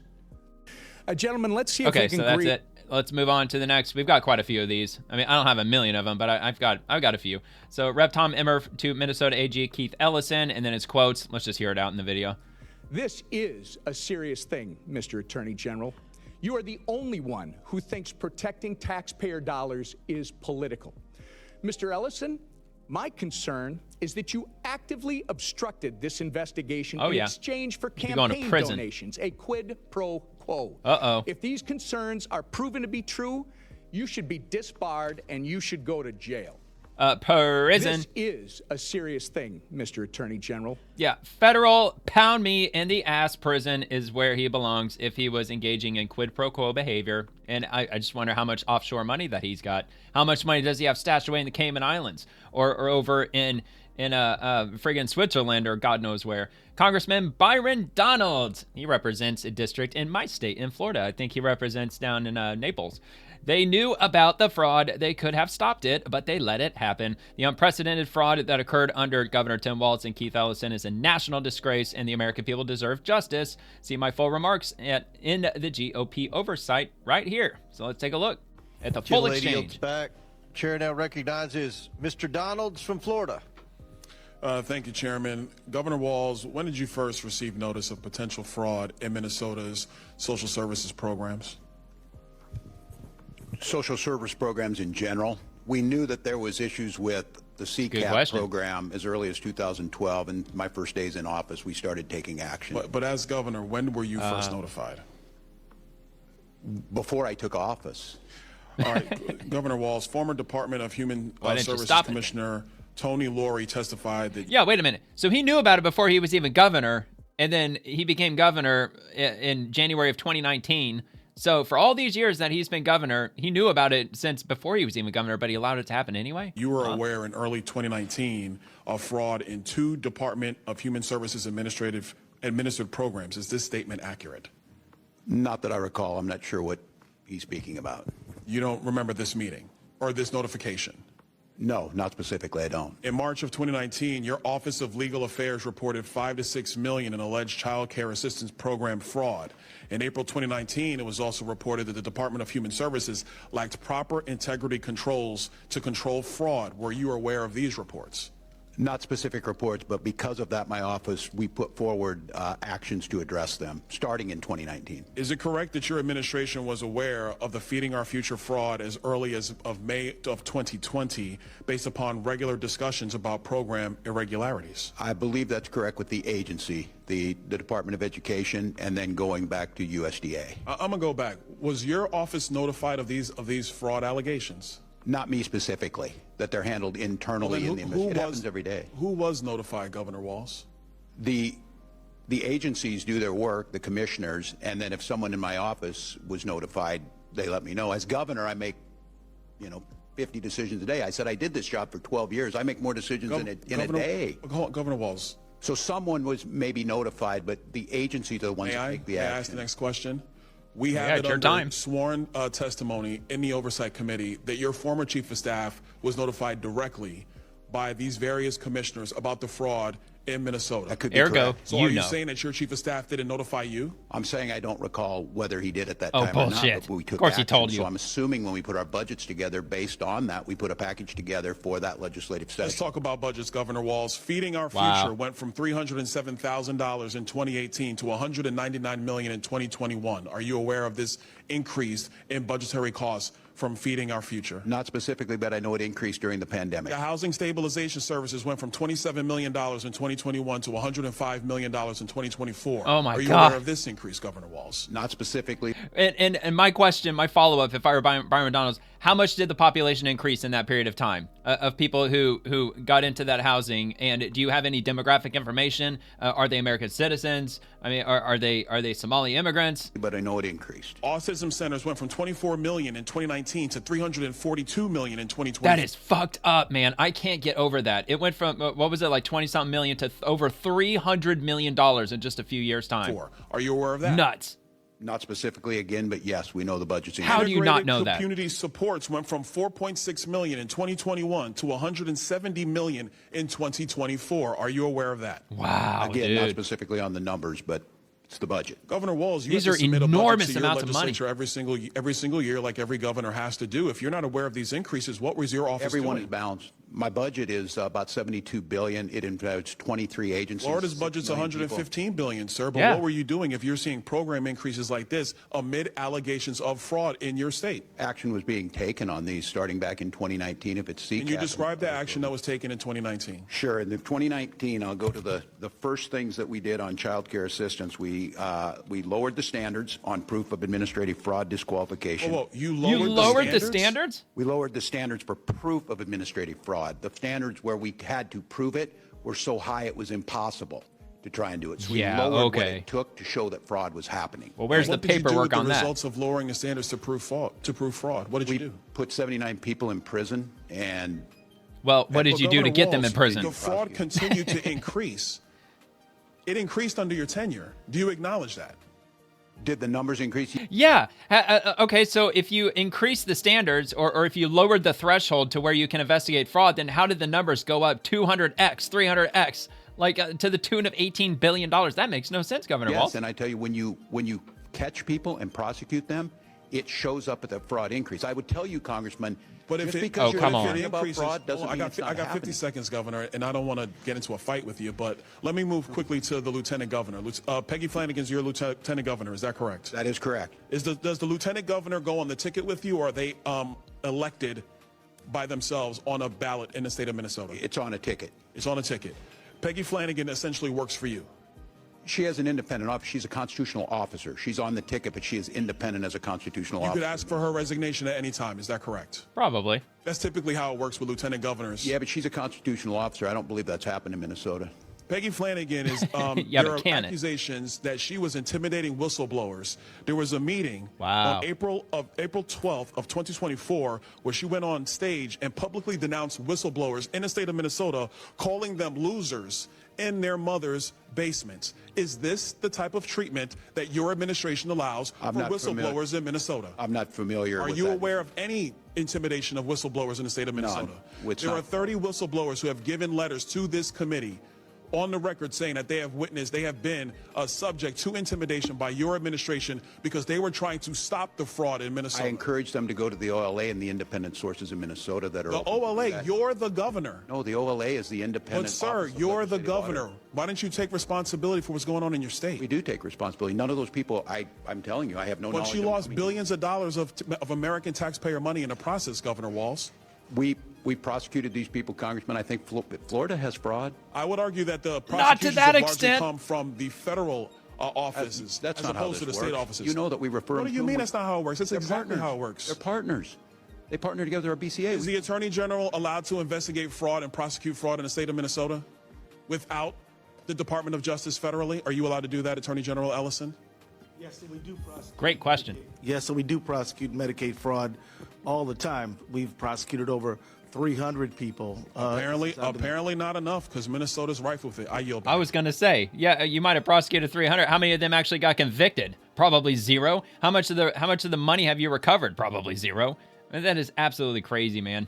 I mean, yeah, I really appreciate how he dove straight into the questions. I'm not a big fan of the whole soapbox statements that a lot of the committee members get into. They waste like half of their 5 minutes just giving just like one-sided statement, and then they ask like two questions. Democrats are really bad about doing that, but Republicans do that a lot too. And which, by the way, these whistleblowers, look, if they recover this money, whistleblowers, they can get up to 30 or 35% of the recovered sum in total. So if they recover like $100 million, and if it was the whistleblower who blew the top off of this situation, and if they recovered $100 million as a direct result of the investigation that was brought forward by a whistleblower, they can get like 30 or 35% of the entire recovered sum. Although this is taxpayer money, so it's the people's money, so it might not work that way with regard to whistleblowers if you're dealing with taxpayer money. I know in corporate America, like in the private system, that's 100% how it works. And how much did he say that? I think he said that Minnesota had a $73 billion annual budget. I think I heard him right. So just doing the math, with the $73 billion annual budget, and the state of Minnesota has 5,840,000 people that live in Minnesota. And I believe that includes men, women, children, like from ages 0 to ages 100, whatever. That amounts to $12,500 in taxpayer money per person, including children, by the way. And it's with regard to the fraud that was, or the money that was fraudulently stolen from the taxpayers, $18 billion divided by 5.84 million people. That comes up to $3,082 per person in Minnesota that was stolen from people that live in Minnesota. And I'm sure that they probably stole a lot of federal money too. So if you break it down to everybody, I'm sure that even a part of my money was even stolen, and your money was stolen by it sounds like the vast majority, the lion's share of those who stole this money were Somalis. But I'm sure it wasn't 100% of them. I'm sure there were other people that were involved in it as well. Okay, so let's move on to House Republicans. Chairman Jim Jordan grills leftist Governor Tim Walz for lying about Somali fraud in his state. Why did Minnesota Democrats ignore this fraud and then lie about it? So I would have really liked to have gotten his full 5-minute exchange, but I can't just show 5 minutes for each one because that's going to drag this video on like 3-4 hours. So I just grabbed just a 30-second clip. I just kind of had to pick and choose who I was going to go with, and I went with Byron Donalds because he went straight to the questioning. All right, why didn't so you let's tell give the this truth? Why didn't you just tell the truth about the Feeding Our Future program? This program, my understanding, received $3 million the first year. Within a couple years was getting $200 million of taxpayer money. Almost Whistleblowers immediately. raised concerns, as the chairman said. Auditors raised concerns. Everybody raised concerns. March 30th, 2021, the payments are stopped. And a little over a month later, the payments are restarted. Why didn't you tell the truth about why you restarted the payments? Yeah, see, I would have liked to have heard the question answered, House Republicans, but okay, I guess we'll move on.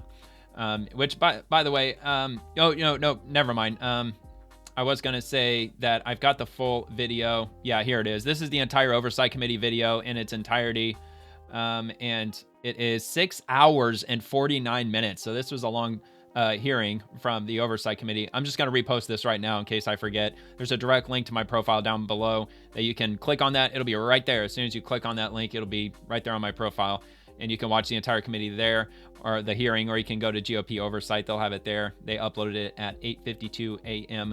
today, or at least that's when the hearing started. All right, so let's go back up to where we were.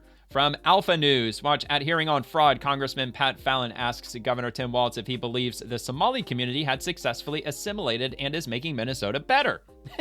Yeah, I believe they're on that path, yes, Walz replies. Later in the exchange, Fallon says of Minnesota fraud crisis, there's really only two explanations. It's either you were in on it or you weren't smart enough to see it, which... a quick comment on if the Somali community successfully assimilated into the community, that would include them not being on welfare. If you fully assimilated into American society, you don't need to leech off of the American taxpayer in doing so. Assimilation doesn't include taking food stamps and housing assistance and daycare and fake autism and all that other nonsense. So, and what was it, 85%? I think it was like around 85% of Somalis in Minnesota are on some form of welfare. So I would kind of push back as to them being fully assimilated. Governor Walz, do you believe the 70,000 strong Somali community as a whole has made a positive maybe he impact actually gets into on those your numbers state? here. I do. So you'd be the opinion, fair to say, that the Somali community has successfully assimilated and is making Minnesota better? Yeah, I believe they're on that path, yes. I'm just curious by what metric you'd come to that conclusion. I just looked at some hard data. And do you have any Here we idea go. what percentage of the native-born Minnesotans, all races, live in poverty in your state right now? Ooh. I don't have specifically. I'll share it with you. It's 8%. For the Somali community, it's 52%. How about receiving food stamps? 8% of the entire population of Minnesota live in poverty, but the Somalis, 52%. I don't know. All right, I'll run it down with you. So basically, it sounds to me like all of the Somalis are not engaging in fraud. It sounds like it's probably a relatively small amount of them, maybe, and the relatively small amount of them are making insane millions of dollars. 7%, and then compared to 54% in the Somali community, and then.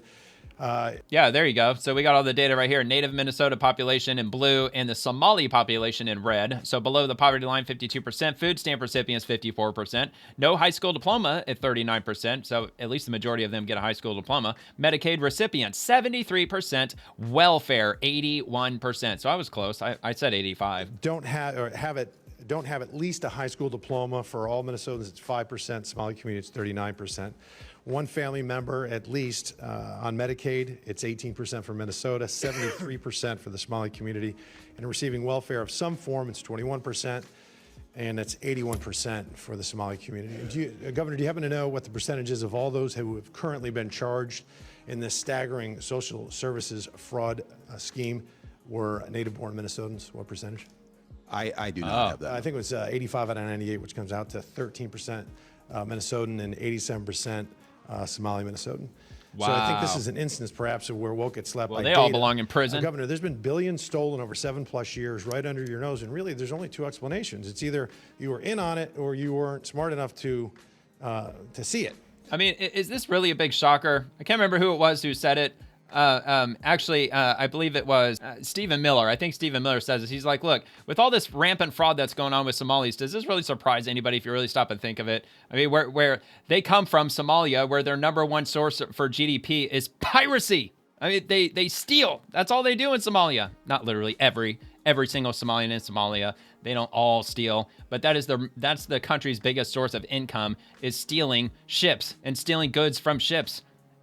I mean, so it doesn't really take a rocket scientist to kind of put two and two together and kind of determine that, you know what, I wonder who is stealing most of the money in the state of Minnesota. Maybe the Somalis, maybe the Somali pirates. Criminal negligence or wild incompetence. And the only way this kind of fraud can reach this scale is if there's people in power that are colluding and collaborating and willfully blinding themselves to the realities around them. And in oversight, when we do investigations, it's rare for us to have whistleblowers because they face retribution and punishment and resentment and it takes a lot of courage. And it's difficult and it's uncomfortable and sometimes it's even dangerous. So when we have when we're having an investigation and we have even a couple of whistleblowers, it's very valuable to us because they provide invaluable insight. Do you have any idea how many? Yeah, and often, I believe I have seen a committee hearing where there was a whistleblower. They'll put a black box around them when they testify. If the committee chairman insists or if the hearing is going to be televised, I've seen them set that up before. They'll put a hell, I'm trying to remember what that's called. I don't know, I can't remember. It's like a booth. Kind of looks like a voting booth in a way, but they're seated and it's like this black box that is situated around them, so you can't actually see them. And the cameras obviously are not allowed to pan around and have any look at them because they want to remain anonymous because what they're in what they could be engaged in with regard to whistleblowing can be dangerous. Whistleblowers are working from Minnesota are working with the Oversight Committee? I do not. We have our own strong protections in the OLA. It's fourth soda for crying out loud. I mean, I haven't seen that in 5+ years in Congress. 30. Governor, on September 16th, 2025, did you announce your re-election bid? Pardon me? On September 16th, last year, did you I don't know the exact date. In September, roughly the fall last year, did you announce you're running for governor again? Yeah. I believe that's correct. Okay. Oh, good, great. And I think you said in your quote here, we've made historic progress, but we're not done yet. And then just 3.5 months later, on January 5th, you dropped out. I got to ask you why. I mean, were you tired of making historic progress? No, Congressman, I think I've done the job for 2 terms, and I said talking with my family, and I said I want to focus on doing the job. Oh, baloney. It had anything to do with this epic, it had everything to do with this. Awful fraud. It has everything to do with trying to do the job right for Minnesota. The facts are your leadership and really your lack of leadership insane incompetence has been responsible for one of the largest ripoffs of the American taxpayer in our history. And you traded, I believe, political expediency, the currency of political expediency, for your integrity. And, you know, Mr. Chairman, I don't know if you know this, but it's been widely reported that in 2008, when Barack Obama was choosing his vice presidential candidate, he had 3 criteria. He wanted to make sure he picked somebody that wasn't as smart as him and had less talent and charisma and couldn't possibly outshine him. So he picked Joe Biden. And then Joe Biden in 2020 Makes sense, right? used the exact same criteria. He wanted to make sure he picked somebody who wasn't as smart as him, had less talent and charisma, and wouldn't outshine him. And he picked Kamala Harris. And then in 2020... Now it's all starting to make sense. No wonder the Democrats keep getting dumber and dumber. Governor, I think it's very evident why Kamala Harris picked... Oh, my God, dude. Oh. The talent pool, Mr. Chairman, the talent pool isn't just shallow. Brother, we have hit the shore, and I yield back. Oh, man. Oh, man, you got schooled, son. That was brutal. And I was just about to say at the end of the video, just imagine this. Like, that man he didn't almost. I mean, Trump was going to win. I mean, let's be real. He won every single swing state. He won the popular majority. For the first time a Republican candidate has done that in 20 years, President Trump, number 47. And he could have been our vice president if the Democrats were to win under Kamala Harris. I mean, it's just mind-blowing. It's absolutely mind-blowing that the people that could potentially be running our country, it can just blow your mind, really, especially in this day and age. It's crazy. All right, Libs of TikTok. Wow, Tim Walz admits he is responsible for fraud in his state. Right, Brandon Gill, would you agree that as governor, ultimately you're responsible if tax dollars are defrauded? And Tim Walz says, yes, I would agree. So let's have a look at this. When did you become governor? In January of 2019. In 2019. Okay, so using 2018 as a baseline, do you know what that program paid in Medicaid claims? I do not, Congressman. It's about $671,000. Do you know what that program paid in Medicaid claims in 2024? I don't have the number in front of me. $342 million. That's about a 500x increase. Wow, over 500x. 6 years. Was there 500 times the number of autism patients in that time period? I couldn't speak specifically to it, but I will say, Congressman. Oh my God, dude, use your brain. Right? Right. Yeah, there was a use 500x reason. increase in the number of autism patients in 6 years, right? Correct, and that's why we ordered on-site visits starting back in 2024. So we agree that doesn't sound 2024. reasonable. Would you also agree that a single taxpayer dollar wasted on... Dude, an on-site visit means nothing. How are you going to conduct an on-site visit? Is this person conducting this on-site visit? Are they a licensed physician, or are they licensed and capable of diagnosing autism on the spot? Because you probably can't just go and visit somebody's house with a 10-minute checkup, some form of a wellness check or something, just to determine if they have autism or not. Pretty sure that's not exactly how it works. Fraud is a dollar too much to tolerate? Yes. Yep. And would you agree that as governor, ultimately you're responsible if tax dollars are defrauded? Yes, I would agree. Okay. Well, then you should be criminally convicted then, right? Because it's pretty evident that this all happened on your watch. And it's just interesting how he says that, yes, it happened on my watch, so I'll take accountability. But he tries to wiggle his way out of it anytime that they try to press him as to who told you this, when did you find out about that, and he's just full of I don't knows. All right, you can't make this up. Democrat Mr. Chairman, it's outrageous that this is what we're choosing to spend our time on in the Oversight Committee. And Rep. James Comer says, what, fraud? And she says, yes, fraud. And need I remind you that this is the Oversight Committee?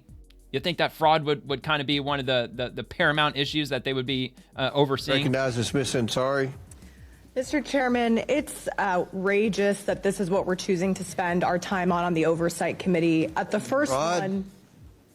Fraud? Fraud? At the first one, yes, fraud, because let's talk about fraud. Yeah, who was that again? I actually watched her exchange. I did catch a little bit of this live when it happened. Oh, come on, they're not going to say her name. I know who it is. I've seen her on X. I've shown some of her videos like throughout the months since I started doing the Swamp. She's an absolute lunatic. But she just went on this like just random, not random, but she went on this tangent about how ICE is disappearing children, splitting up families, Trump's Gestapo, blah, blah, blah, Orange Man bad. And yeah, it just didn't really go anywhere. And frankly, I think I watched 3 or 4 Democrats give their 5 minutes in total before I finally just turned it off and just moved on with my day. And they were all just going after the same thing. They didn't ask any questions pertaining to fraud at all. They weren't even throwing softball questions at Tim Walz or Keith Ellison, just trying to get them some like wiggle room to try to avoid accountability with regard to the fraud. No, they just instantly just beeline straight for ICE. And Kristi Noem should be fired and criminally prosecuted. And Homeland Security is a rogue agency and we have to defund everything. Like that's all they were talking about. It was really stupid. All right, so Congressman Brad Finstad, Governor Walz and Attorney General Keith Ellison had a lot of answering to do with the GOP oversight today. While they may think fraud is not a serious thing, I can assure you my Minnesota Republican colleagues and I are laser focused on holding our state's highest elected officials responsible for the lack of oversight that has robbed Minnesotans of billions. And I don't know what phase they're in the investigatory phase. I'm sure that this is an element of it. Everything that they collect at this hearing, I'm sure will probably be forwarded to the Department of Justice, as I assume that they're investigating. The FBI is probably investigating also. And I think the American people we're quite entitled to seeing somebody get criminally indicted and convicted for this. And I think that we could start with Ellison and Governor Tim Walz, and I'm sure I'm not alone in that. So on Fox News, GOP Congressman Tom Emmer tears into Minnesota Attorney General Keith Ellison over the state's fraud scandal. And then we've got some quotes. I think we already saw this though, didn't we? I don't know. Let's see. This is a serious thing, Mr. Attorney General. You are the only one who thinks protecting taxpayer dollars is political. Mr. Ellison? Yeah, we did. Yeah, we saw that one already. Okay. Yeah, no biggie. Either way, it was less than 30 seconds. Okay, so we're at the end of it. This is the entire hearing, and I'll go ahead and move on because I already reposted it. And we've got this from, oh no, okay, so we're not, Oh, yeah, that's right. Okay, so we have released a bombshell interim report on the massive fraud of federal funds in Minnesota. Today, we will hear from Governor Walz and AG Ellison. Top Minnesota officials knew about fraud concerns as early as 2019-2020. State agencies had authority to stop payments, but continued funding anyway. Failures allowed $300 million in child nutrition funds and up to $9 billion in Medicaid funds to be lost or at risk. Read the full report below. So it was actually my intention to have this up there at the top at the beginning. So because they posted this before, at least it appears that they posted it before the hearing started. All right, so let's see. Where is the link? Here it is at oversight.house.gov. And this is the interim report. Oversight Committee releases explosive testimony revealing Minnesota fraud cover-up by Governor Walz and Attorney General Ellison. This was published today. And let me see. I don't know if it was written by Chairman James Comer or if it was just put together by maybe one of the aides with the Oversight Committee. It looks like here's the report. All right, so this is the whole report that they put together, the Committee on Oversight. So you can have a look at that. I'll put this directly in the description below, and I'll also put that other, wherever the other one went. Oh yeah, here. I'll actually put both of these in the description, so you can have a look at that. If you so choose, it'll be there. And we'll go ahead and head on to the next topic. Let's see what else we got. I got a few more things to get through.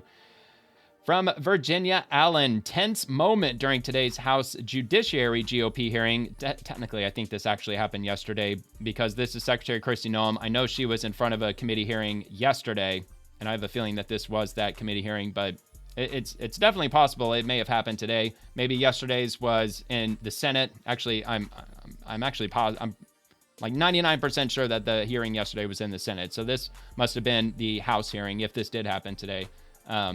So anyway, tense moment during today's House Judiciary GOP hearing. Listen to me. I asked you a direct question. Rep. Deborah Ross questioned Secretary Noem on disaster relief funding for North Carolina. Rep. Ben Klein then asks Noem, would it help you do your job to actually have an appropriations bill passed by this House? And then, of course, Secretary Noem says, well, yes.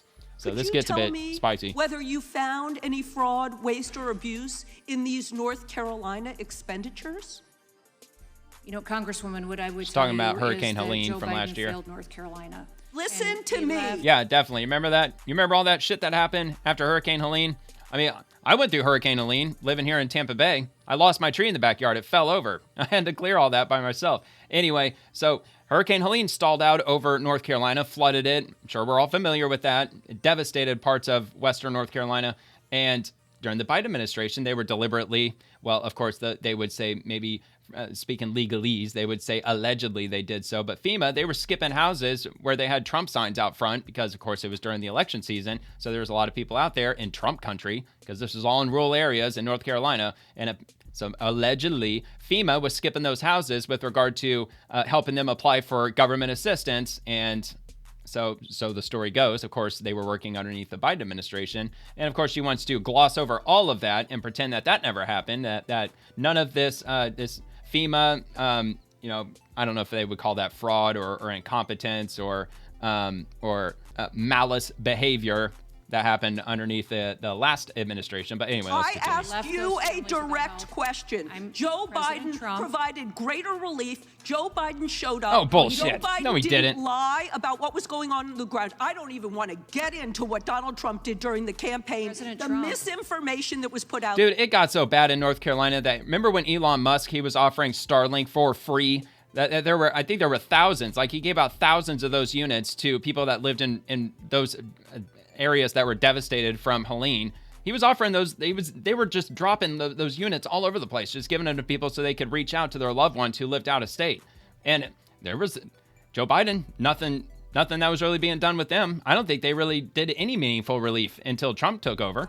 And you cannot find the time until my senator berates you in public to approve this money. Individual members of Congress should Another not emotional have to come old to liberal you. white woman. Our counties, our struggling counties in the western part of the state, some of the most rural counties. They are poor counties. They do not have the money to front for you. In the Yeah, they're months Trump that we've supporters, been and you don't here, give a we've fuck about deployed them. Billions of dollars, billions more than what the Biden I am reclaiming my time. You have been too slow. I have heard this from Republican county commissioners. I have heard this from administrators. I have been in the western part of the state. I know exactly what's going on, and you have turned a blind eye. This is called accusing the other side of what you're already guilty of. American citizens. And remind now you. I Very want to get typical back, tactic among reclaiming Democrats. my time to the second point that Senator Tillis made. You have not responded to him and the people of North Carolina about why you have picked up U.S. citizens. You've heard that from Representative Correa. Why Nothing you to do with have Hurricane Helene. intimidated people who are here lawfully. And they were obstructing. And why you are threatening the economy of one of the most prosperous states in this country by practicing malpractice. You should resign or be impeached. Well, give us some I yield. examples, Chairman, lady. may I You didn't give us answer any that question? examples. The state of North Carolina has received billions more in Helene relief disaster assistance than President Biden did. In Yeah, fact, you didn't give him every anything, single really. Because we appropriated the money. Every project has been yielded back. obligated. It's been paid Secretary out. can The respond. state manages the response, and those counties get their funding from the state, which has been allocated the FEMA dollars. All right. The gentleman from Virginia is recognized. Thank you, Madam Secretary. Thank you for being here. The hypocrisy of my colleagues on the other side when they talk about appropriating money and yet refuse to appropriate money for your department. The gentlelady from North Carolina talks about doing your job. Would it help you do your job to actually have an appropriations bill passed by this House? Well, yes, and I would remind them that the disaster relief fund is overcommitted right now. That there are $4 billion there that is committed due to litigation. Another $3 billion we keep for major disasters are oncoming. Yeah, so there you go. They've got plenty of money that's still sitting there just ready for people in North Carolina, at least according to Secretary Kristi Noem. And it's hilarious because Democrats, like the lady that was just screaming her head off, she voted against funding the Department of Homeland Security, which is kind of ironic because if you really cared about the people in Western North Carolina, you would make sure that the Department of Homeland Security is as fully funded as humanly possible because FEMA is in the Department of Homeland Security. So if they're not funding Homeland Security, FEMA has no money. And that is all at the fault of the Democrats. So she doesn't give a shit. She doesn't care about her constituents at all. Okay, Anna Paulina Luna, that's my rep. And she says most of Congress has just voted to kill the bill that would expose slush funds used to pay off harassment cases by members of Congress. Both parties helped cover up. Now in committee, we're making the same motion to subpoena those documents and expose them all. Drain the swamp. All right. I support Representative Mace's subpoena here, as well as the amendment to it. And I just think it's really disgusting how this institution protects itself because y'all just half of them voted to send this stuff to House Ethics where you know it's going to die. We know that members of Congress are using taxpayer dollars to pay off sexual harassment. We just had a member of Congress literally sexually harass a woman that then lit herself on fire, and you guys all protected him. Oh. You guys all protected him. My own side, your side. Yeah, let's And so go. If you guys want to talk about victims, if you want to go out and virtue signal, and then you guys are going to kill her stuff on the floor and then try to pass it. Yeah, of course, we should subpoena all of this stuff. But just, I'm not going to sit all here of and it. play games. I think it's a complete fraud. I think that's why the American people hate us. I think the midterms are coming up, and everyone should go on record for this. And I hope that members are exposed for this. That's why I they're hope not, it goes back, 'cause it's I think, the into the midterms. 70s. Because it's wrong that it's happening. It's wrong that we cover up for it. It's wrong that we can't censor our own side because people are busy making deals because you guys don't want to censor your side. It's a deal that's been cut, and people hate us for it. So yeah, I support it. Oh, man. Love it. Now, that's why I voted for her. So, yeah, I couldn't agree more. And, yeah, I think she's right. It's because we're in an election season, and there's a lot of them that will absolutely lose in a landslide if they end up being outed for harassing certain staffers that work under them. Because, yeah, allegedly, they've got this big slush fund in millions of dollars. So anytime that there's a member of Congress that harasses a member of their staff, then they just automatically get a massive settlement. And that's it. And it's all confidential. It's nothing that the American people could see. And Rep. Paulina Luna wants to blow the lid off of it and show the American people how many members of Congress have harassed members of their staff over the years. And I think the American people should be entitled to see it because they're paying them off with our money, with taxpayer money. That should be a matter of public record. And it's mind blowing. So I don't know if this looks like it's going to be the same. I have a feeling it probably is. All right. I support Representative maybe not. Mace's subpoena here, as well as the amendment to it. And I just think it's really disgusting how this institution protects itself, because y'all just half of them voted to send this stuff to House Ethics, where you know it's going to die. Okay. Yeah. All right. Yeah. So we saw that. I mean, just in case, maybe I'm just hearing things, but if we didn't just hear that, I'll just repost it.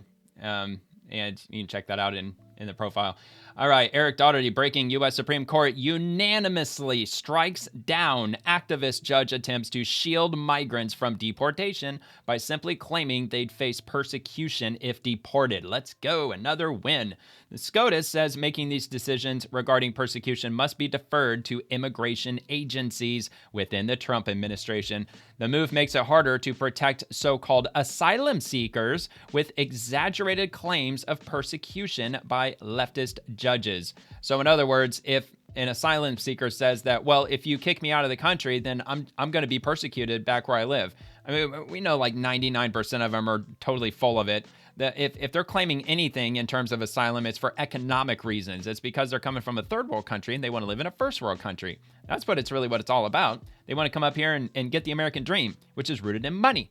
All right, so let me see if I dropped the comment asking Grok. Yeah, I did. So Grok, what does this mean going forward? Let's see if it'll answer it in layman's terms. So this SCOTUS ruling, unanimous. So the liberal justices even voted or decided in favor of this. It was decided yesterday, and it requires federal appeals courts to defer to the Board of Immigration Appeals findings on persecution claims using a substantial evidence standard, not their own independent judgment. Going forward, it limits judges from easily blocking deportations based on asylum claims. Immigration agencies under the current administration, they get more final say on whether facts show credible fear of persecution, speeding up removals for weaker or exaggerated cases while still protecting legitimate refugees. So this is fantastic news. So that way they're not going to get tied up in courts for who knows how many years if they don't have a credible claim of persecution in the country that they came from. Well, then it's just not good enough. You're just going to go back. And I don't have all the data, but I could pretty well, at least in my personal opinion, guarantee that like 95% of these people are not being persecuted where they live.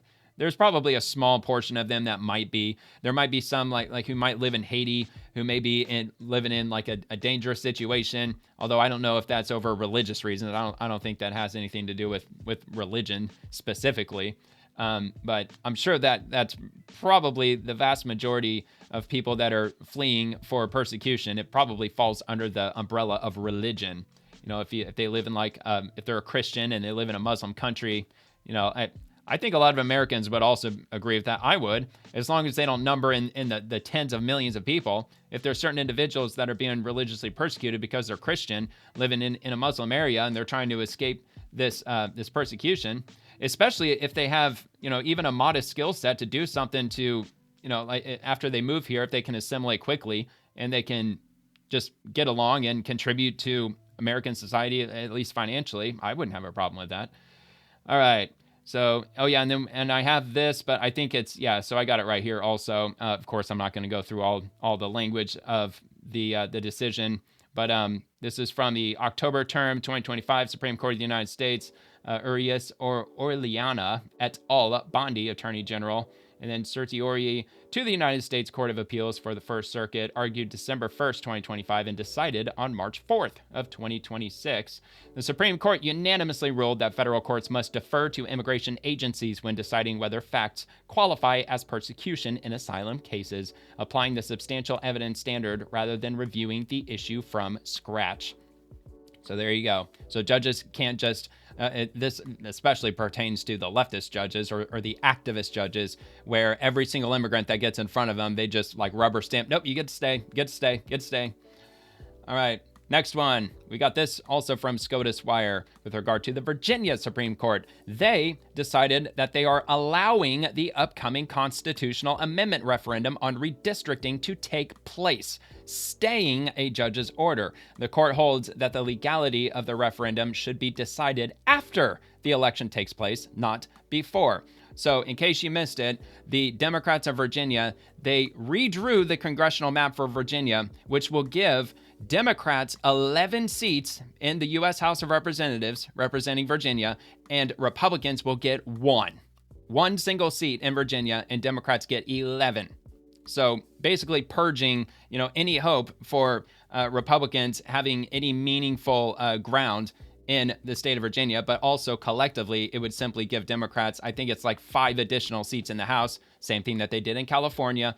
And the Virginia Supreme Court just said, essentially, yeah, your map, it could be drawn, and you can go ahead and, we're going to let it move forward. See what they're doing. There's a referendum that's coming up. I think it's happening in April. So the people of Virginia are going to vote on this. So there's a decent chance that the people in Virginia may vote no for the district to be redrawn. But I think Virginia has a very slight majority more Democrat voters than Republican voters. So there is a pretty good chance that this will be voted by the people to pass. And once it's voted by the people to pass, then it will be reviewed again by the Virginia Supreme Court, and then they'll make a determination from there. So not exactly sure what that means. Assuming that they vote yes, is that going to sway their decision? I don't think it should. I think they should argue on the constitutionality of it, not just purely on what the people think, because, otherwise, what's the point in it going before the Supreme Court anyway?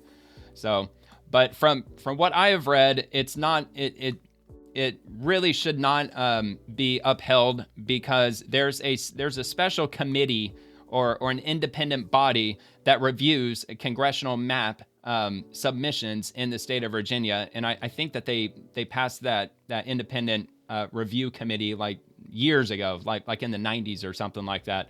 So it's supposed to go before them, and Democrats, from what I read, they skipped over that committee and they just redrew the map, and then they just simply said, okay, we're going to put it to a vote by the people, and they essentially skipped over that process. So from what I've read and what I understand, there's a pretty good chance this isn't ultimately going to stick. But I mean, with them like this, I'm not saying that this is a blow to the Republican Party per se, but it certainly doesn't sound good, regardless of what the outcome may end up being. I mean, look, it might not just sway one way or the other. I'm not sure why that they want the vote to happen, especially if it's not strictly speaking constitutional, because of that independent committee that they apparently skipped over. All right, moving on. Greg Price. The murder of Stephanie Minter in Fairfax has turned into an unbelievably massive scandal. A newly released email shows that the Fairfax Police Department warned Commonwealth Attorney Steve Descano's office this past November about releasing illegal alien repeat offender Abdul Jalal back into the community. They said, quote, "It's not a question of if, but when he will maliciously wound or worse again," end quote. And they were right. He murdered Stephanie Minter at a bus stop last week. Steve Descano and Abigail Spanberger, who I believe is the governor, have blood on their hands. So I'm not familiar with this case specifically. This is the first time I'm hearing about Stephanie Minter. There's a lot that's been going on in the news over the last week or so. But this email was released Saturday, November 15th of 2025. And it reads as follows. Oh, by the way, it's from Jeffrey Morrow, not sure who that is, to Jenna Sands, same, not sure, released Abdul Jalal. So it says, Jenna, good morning. I hope all is well. I wanted to bring Mr. Abdul Jalal's release this week to your attention. Mr. Jalal is one of the repeat and violent felony offenders expressed concern about when we met. He has an extensive criminal history. He has stabbed multiple people. He has assaulted at least one woman and committed numerous other criminal offenses. Furthermore, his behavior appears to be escalating and becoming more violent and explosive. I wanted to please get your background on why he is out again so soon and ask if his prior suspended sentence of, I believe, 5 years was pursued by your office. Unfortunately, based on MTV station's numerous dealings with him, again, I want to share my concern that it is not a question of if, but rather when he will maliciously wound or worse again. Unfortunately, my concern came true after you and I met with this last violent attack, or with his last violent attack. Appreciate your input. Major J. Morrow, Fairfax County Police Department. So I don't know why they redacted that, because they've got his information right there. He's with Fairfax County Police Department. And so that was released. And yeah, he ended up murdering somebody last week. And obviously, yeah, blood is on their hands. Abigail Spanberger. It's insane. Like, they're releasing thousands of people just like him. And he's, of course, was an illegal immigrant, a repeat offender. And yeah, I mean, look, Democrats want this. That just at the end of the, I think at the end of the day, that's what they want. They want the bloodshed. They want the violence. They want the fear. And they have the gall to insist on taking our guns away at the same time. They've lost their ever-loving minds. All right, in wokeness, breaking, Rep. Dan Crenshaw, Republican from Texas, has lost to Steve Toth in the primary by double digits in a major upset. So let's take a look at this. I don't know if I don't think that he tags anything underneath it. Oh, wow. Okay. I can't go into the comments. It's going to get way too hot, way too quick. So we'll just get some info the G-rated way. Dan Crenshaw from Texas lost his re-election bid in the March 3rd, 2026 Republican primary for Texas's 2nd Congressional District. State Rep. Steve Toth defeated him in a major upset, with Toth receiving around 55 to 60% of the vote in reported results, which is about 55.8 in some tallies versus Crenshaw's 40.7. Wow. So we lost by 15%, 15.1%. The race centered on loyalty to President Trump, as Crenshaw was the only Texas GOP House incumbent without Trump's endorsement. Crenshaw previously won re-election in November of 2024 against Democrat Peter Filler by a wide margin, 65.7 to 34.3%, 214,631 votes to 112,252. Since he lost the 2026 GOP primary, he will not appear on the general election ballot in November of 2026. The district is heavily Republican, so Toth is the strong favorite to win the seat. Yeah, he pretty much clinched it at that point. I mean, the real election in that district happened yesterday. I mean, just being real, with it being as deep red as it is, then yeah, it's pretty much a done deal at that point. So no more Dan Crenshaw, ladies and gentlemen, at least not for a while. So anybody who's not a big Dan Crenshaw fan, which I know there's quite a few out there, I mean, you'll be very pleased to hear that we're not going to be seeing him for at least a couple more years. It wouldn't surprise me if he ran for office somewhere else. I don't know if he's going to try for maybe Senate in the future, maybe governor in the future. You know, that's typically what these people tend to do at some point, especially when they're still relatively young. All right.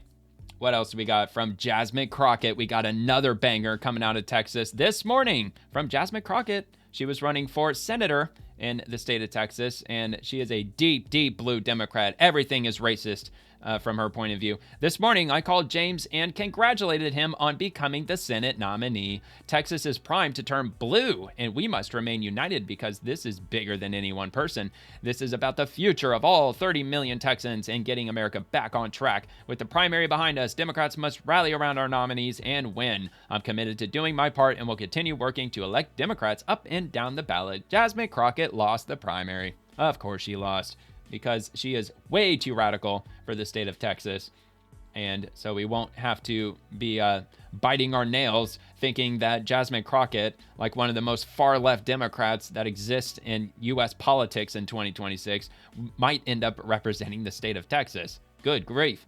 All right, from C3, this is the only ad needed to defeat Texas Senate Democrat James Tallarico. Run this on loop. So, assuming he's just running for Senate, I don't have, well, I know Ted Cruz is one of them. I know the other one. I can't remember who it is, but I know Senator Ted Cruz is one of the two. Our southern border should be like our front porch. There should be a giant welcome mat out front. Our southern border. Insane. Yeah, that's it. Just 6 seconds. A giant welcome mat for all these caravans. Again, Biden administration. This happened on a daily basis, man. These caravans, like what they were numbering, like up to like 10,000 a day that were crossing into America, and they just let them all in. Yeah, just let them all in. Honestly, I'm surprised that they didn't just give them blanket citizenship. Which, look, if they nuke the filibuster, if Democrats retake the House, the Senate, and if they get the White House back in 2028, they're probably capable of doing that. If they nuke the filibuster, they pack the Supreme Courts, they'll probably just flood in 30, 40, 50 million illegal immigrants. The second that you touch the United States of America, you're given instant citizenship. look, I don't know if that would really hold up, but if they pack the Supreme Court, of course it's going to hold up because they're going to rule that constitutional. All right, so libs of TikTok. This freak just won the Texas Democrat Senate primary, James Tallarico, and way back in 2020, on May the 8th, he says on Twitter at the time, white skin gives me and every white American immunity from the virus, but we spread it everywhere we go. Through our words, our actions, and our systems. We don't have to be showing symptoms like a white hood or a Confederate flag to be contagious. Okay, that's a bit loony. And he follows that up with, the only cure is diagnosing the virus within ourselves and taking dramatic actions to contain the spread. The first small step is proclaiming loudly and unequivocally that Black Lives Matter. Okay, dude, another nut bar. And yeah, he just won the Senate primary. So Texas, y'all better be paying attention, man. You got a bunch of lunatics that are trying to represent your state. Well, if you really want them to represent your state. All right, so this is from Attorney General Ken Paxton. Thank you, Texas. Last night, in a historic failure for John Cornyn, he failed to get nearly 60% of the GOP vote after spending $100 million. It's time to finish the job in the runoff. Help me fire John Cornyn once and for all. And then it's his website, Ken Paxton for U.S. Senate. I guess if you really want to go look at it, I'll have that linked. I usually link everything I come across, so why not? And moving to Tyler O'Neill. Church invader faces ethics complaint. Nakima Levy-Armstrong, she's the one that led the city's church, what they would call a protest, and I think most of us would consider to be an invasion into a house of worship. She has violated the Minnesota Supreme Court's rules of professional conduct by invading city's church, a Secure USA complaint states. Agitators allegedly screamed at kids and separated them from their parents. I thought Democrats didn't like children being separated from their parents. So I'm not familiar with this letter. Office of Lawyers Professional Responsibility, Minnesota Judicial Center, Suite 105, so on and so forth. And this is regarding complaint regarding attorney Nakima Valdez Levy-Armstrong for potential violation of the Minnesota rules of professional conduct. So it sounds like they're going to yank her bar license. That's what it sounds like. So there's that. And this is a thread. So there's going to be, yeah, here we go. There's going to be more to this. Another from Tyler O'Neill. Nakima Levy-Armstrong's outrageous behavior in leading aggressive activists into a church during worship and potentially committing a federal crime is unacceptable conduct for an attorney. Armstrong has admitted to leading the group of around 40 anti-ICE agitators who invaded city's church during service in St. Paul on January 18th. The DOJ indicted her for violating the FACE Act, the Ku Klux Klan Act, and laws that protect access to churches and free exercise of religion. And I'm assuming this is the charging affidavit or what have you. Oh, yeah, so this is the grand jury. Let's see, city's church, house of worship. Okay, so they're just going over the summary with regard to the superseding indictment. So moving on, Armstrong organized the church invasion, which she called Operation Pull-Up, according to the indictment. Her co-defendant, Chantal Allen, reportedly scoped out the church the night before, looking for places she could, quote-unquote, clog up, and sending that video to Armstrong. Okay, well, that sounds like false imprisonment. And they've got more images, I'm assuming, from the indictment court filing. I'm not too familiar with all the court lingo. And Armstrong began the takeover operation by standing up and confronting the pastor about the church hiring another pastor who also worked for ICE. She and others stood and chanted, "Hands up, don't shoot," which led some congregants to fear this was a mass shooting. Well, yeah, I mean, if they're not familiar with the whole hands up, don't shoot nonsense, then yeah, I could see how they could draw that conclusion. And the agitators shouted, "Who shut this down? We shut this down." After the invasion, journalist Georgia Fort interviewed Armstrong in front of a minivan, effectively blocking the minivan from leaving, according to the indictment. A few other notable facts. Ex-CNN anchor Don Lemon noted that a young man had been frightened, scared, and crying. Lemon said this was understandable because the experience was traumatic and uncomfortable, which was the purpose of the incident. Yeah, and Don Lemon did say that during his live stream at the time, which I played the whole incident when he went into the church. I started watching the video when they were in the parking lot getting ready to put together Operation Pull-Up. And then they got in their cars, they drove up to the church. Don Lemon goes inside the church. They filmed the whole thing. It was like 15, 20 minutes. And then they left the church. I watched all of that, and it's on this channel. It was probably about 4 weeks ago. And yeah, so he definitely talked to somebody who, by Don Lemon's words, said, I understand that this is a very traumatic thing, and I'm sure you're uncomfortable. But he said, however, that is the purpose of why we're here. We're here to like get through to you that, you know, what we're standing for is a very serious thing. I don't have that verbatim. He essentially said, you know, if you want to make an omelet, you got to break some eggs, you know, that kind of thing. All right. Some agitators blocked the stairs to the church's child care area. William Kelly told children, do you know your parents are Nazis? They're going to burn in hell. And Democrats have suggested Don Lemon is a martyr, but the church invasion seems more like an act of terror than a protest, if you ask me. The Minnesota lawyer's office did not respond to my request for comment about the ethics complaint, and it often takes them a long time to process such complaints. That said, I think the case against Armstrong here is quite strong. What do you think? And here's an article that he linked to the Daily Signal. Let me just take a look and see what the headline is. Minnesota church invasion leader slapped with ethics complaint. Okay, so you got the news article there with regard to that. And he also has a video. It's 5 minutes, and yeah, I'm way over on time. Holy cow, it's already been 2.5 hours. So what I'll do, I'll just repost this entire thread if I haven't already. No, I haven't yet. So let me go back to my list, and I will repost that. So that way you can check out all of those posts. They're all there together. And I'll head on to the next. Florida's Voice. Florida House approves measure requiring 95% of freshman seats at top universities to go to in-state students and limiting foreign enrollment from any one country to 5%. Supporters call it Florida First. Opponents warn of financial and diversity impacts. Now to the Senate. I think that's a fantastic idea. I think that students in the state of Florida should have first dibs when it comes to the universities that are in Florida.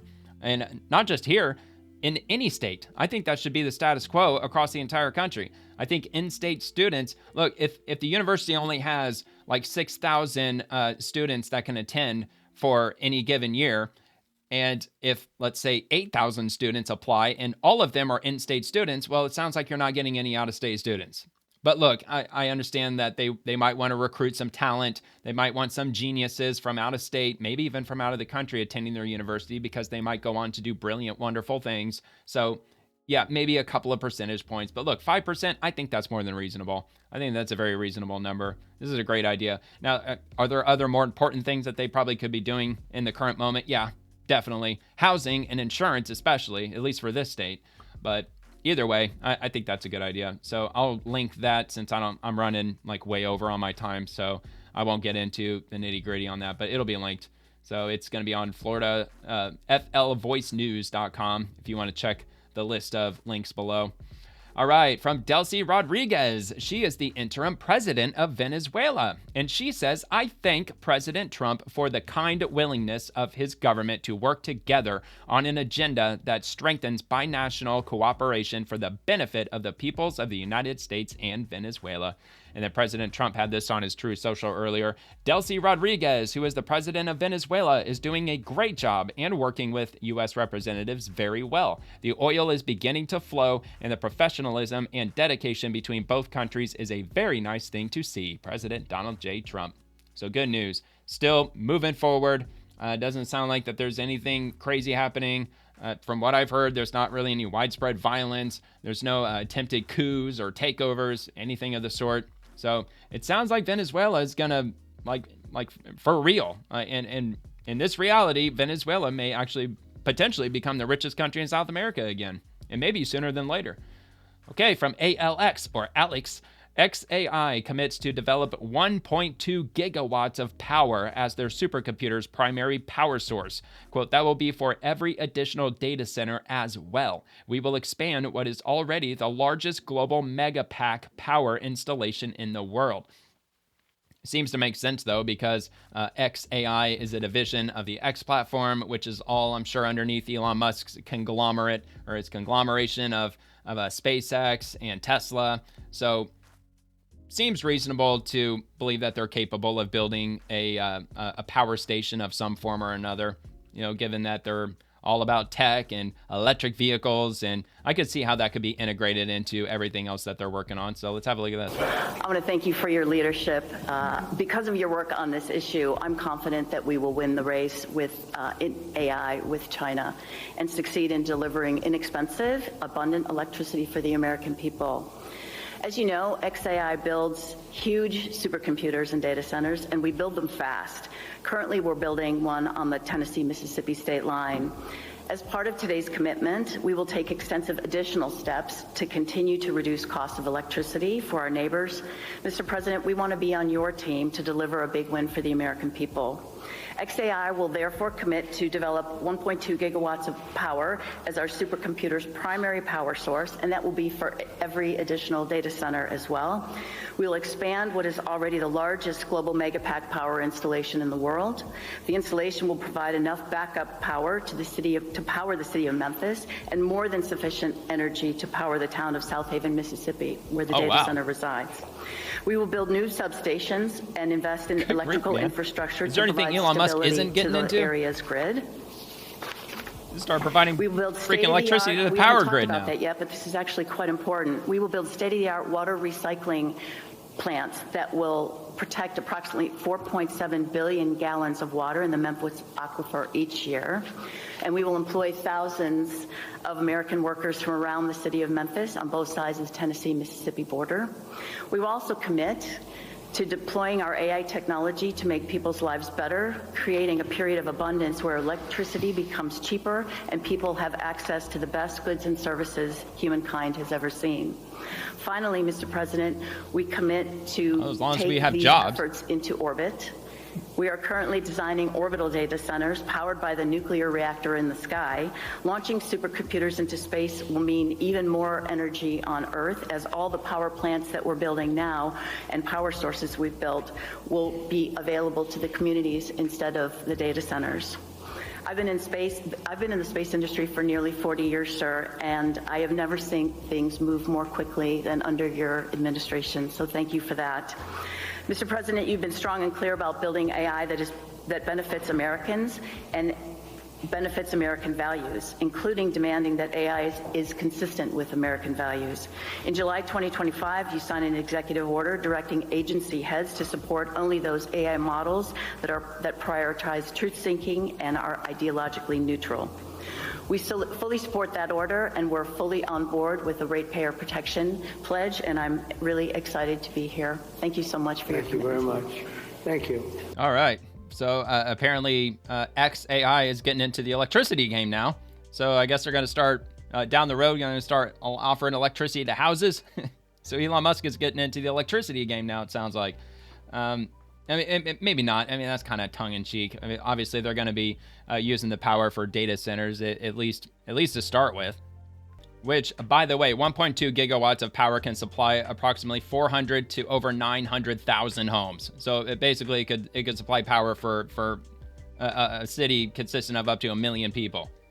I mean, no, actually, that's 900,000 homes. That's not 900,000 people. So it could be well over 1 million, maybe over 2 million people that a 1.2 gigawatt power center can provide electricity to, which again, it's not going directly to people's homes. It's going to the data centers, at least according to her. All right, so this is second to last one. I got one from NASA after this, and then I'll be done.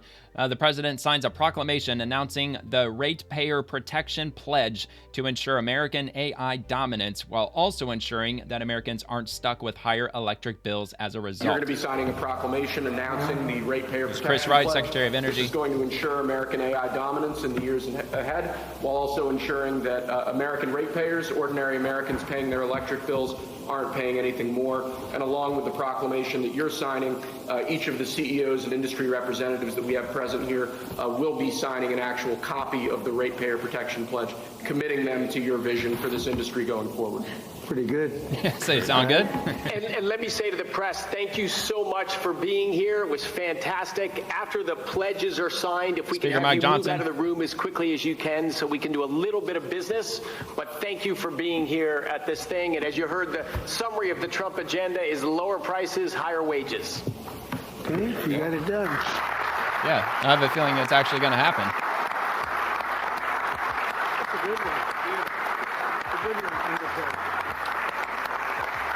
Doesn't sound like hot air to me. Thank you very much. And how do I know that? Because Elon Musk is behind it. Because pretty much anything that Elon Musk puts his mind to, it always happens. At least it always seems to be happening.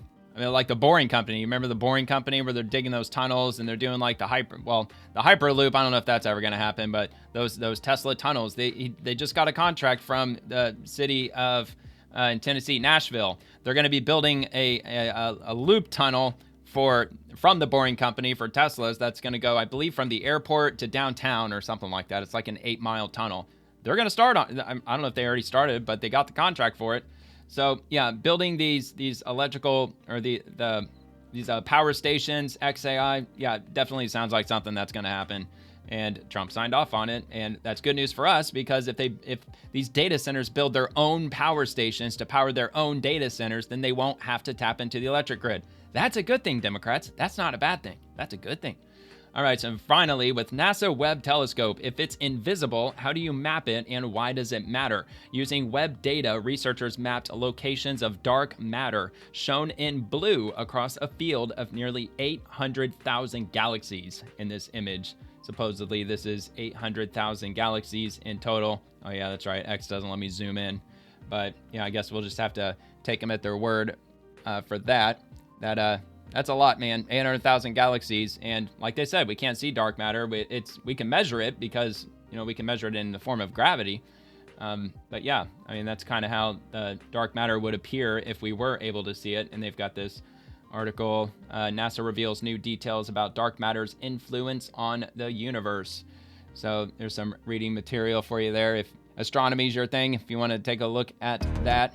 And it's like I will be ending the episode. So if you enjoyed tonight's episode, please like the video and subscribe to the channel. And I'll be back tomorrow night as we explore the swamp Monday through Friday and everyone in it, the politicians, the bureaucrats, agencies, and the administration. Also, I post daily on X, which is where you can peek at the content for tomorrow's episode. And don't forget, video clips from tonight will begin dropping on the channel tomorrow morning. Thank you very much for watching. Always remember to stay positive. God bless our soldiers and God bless America.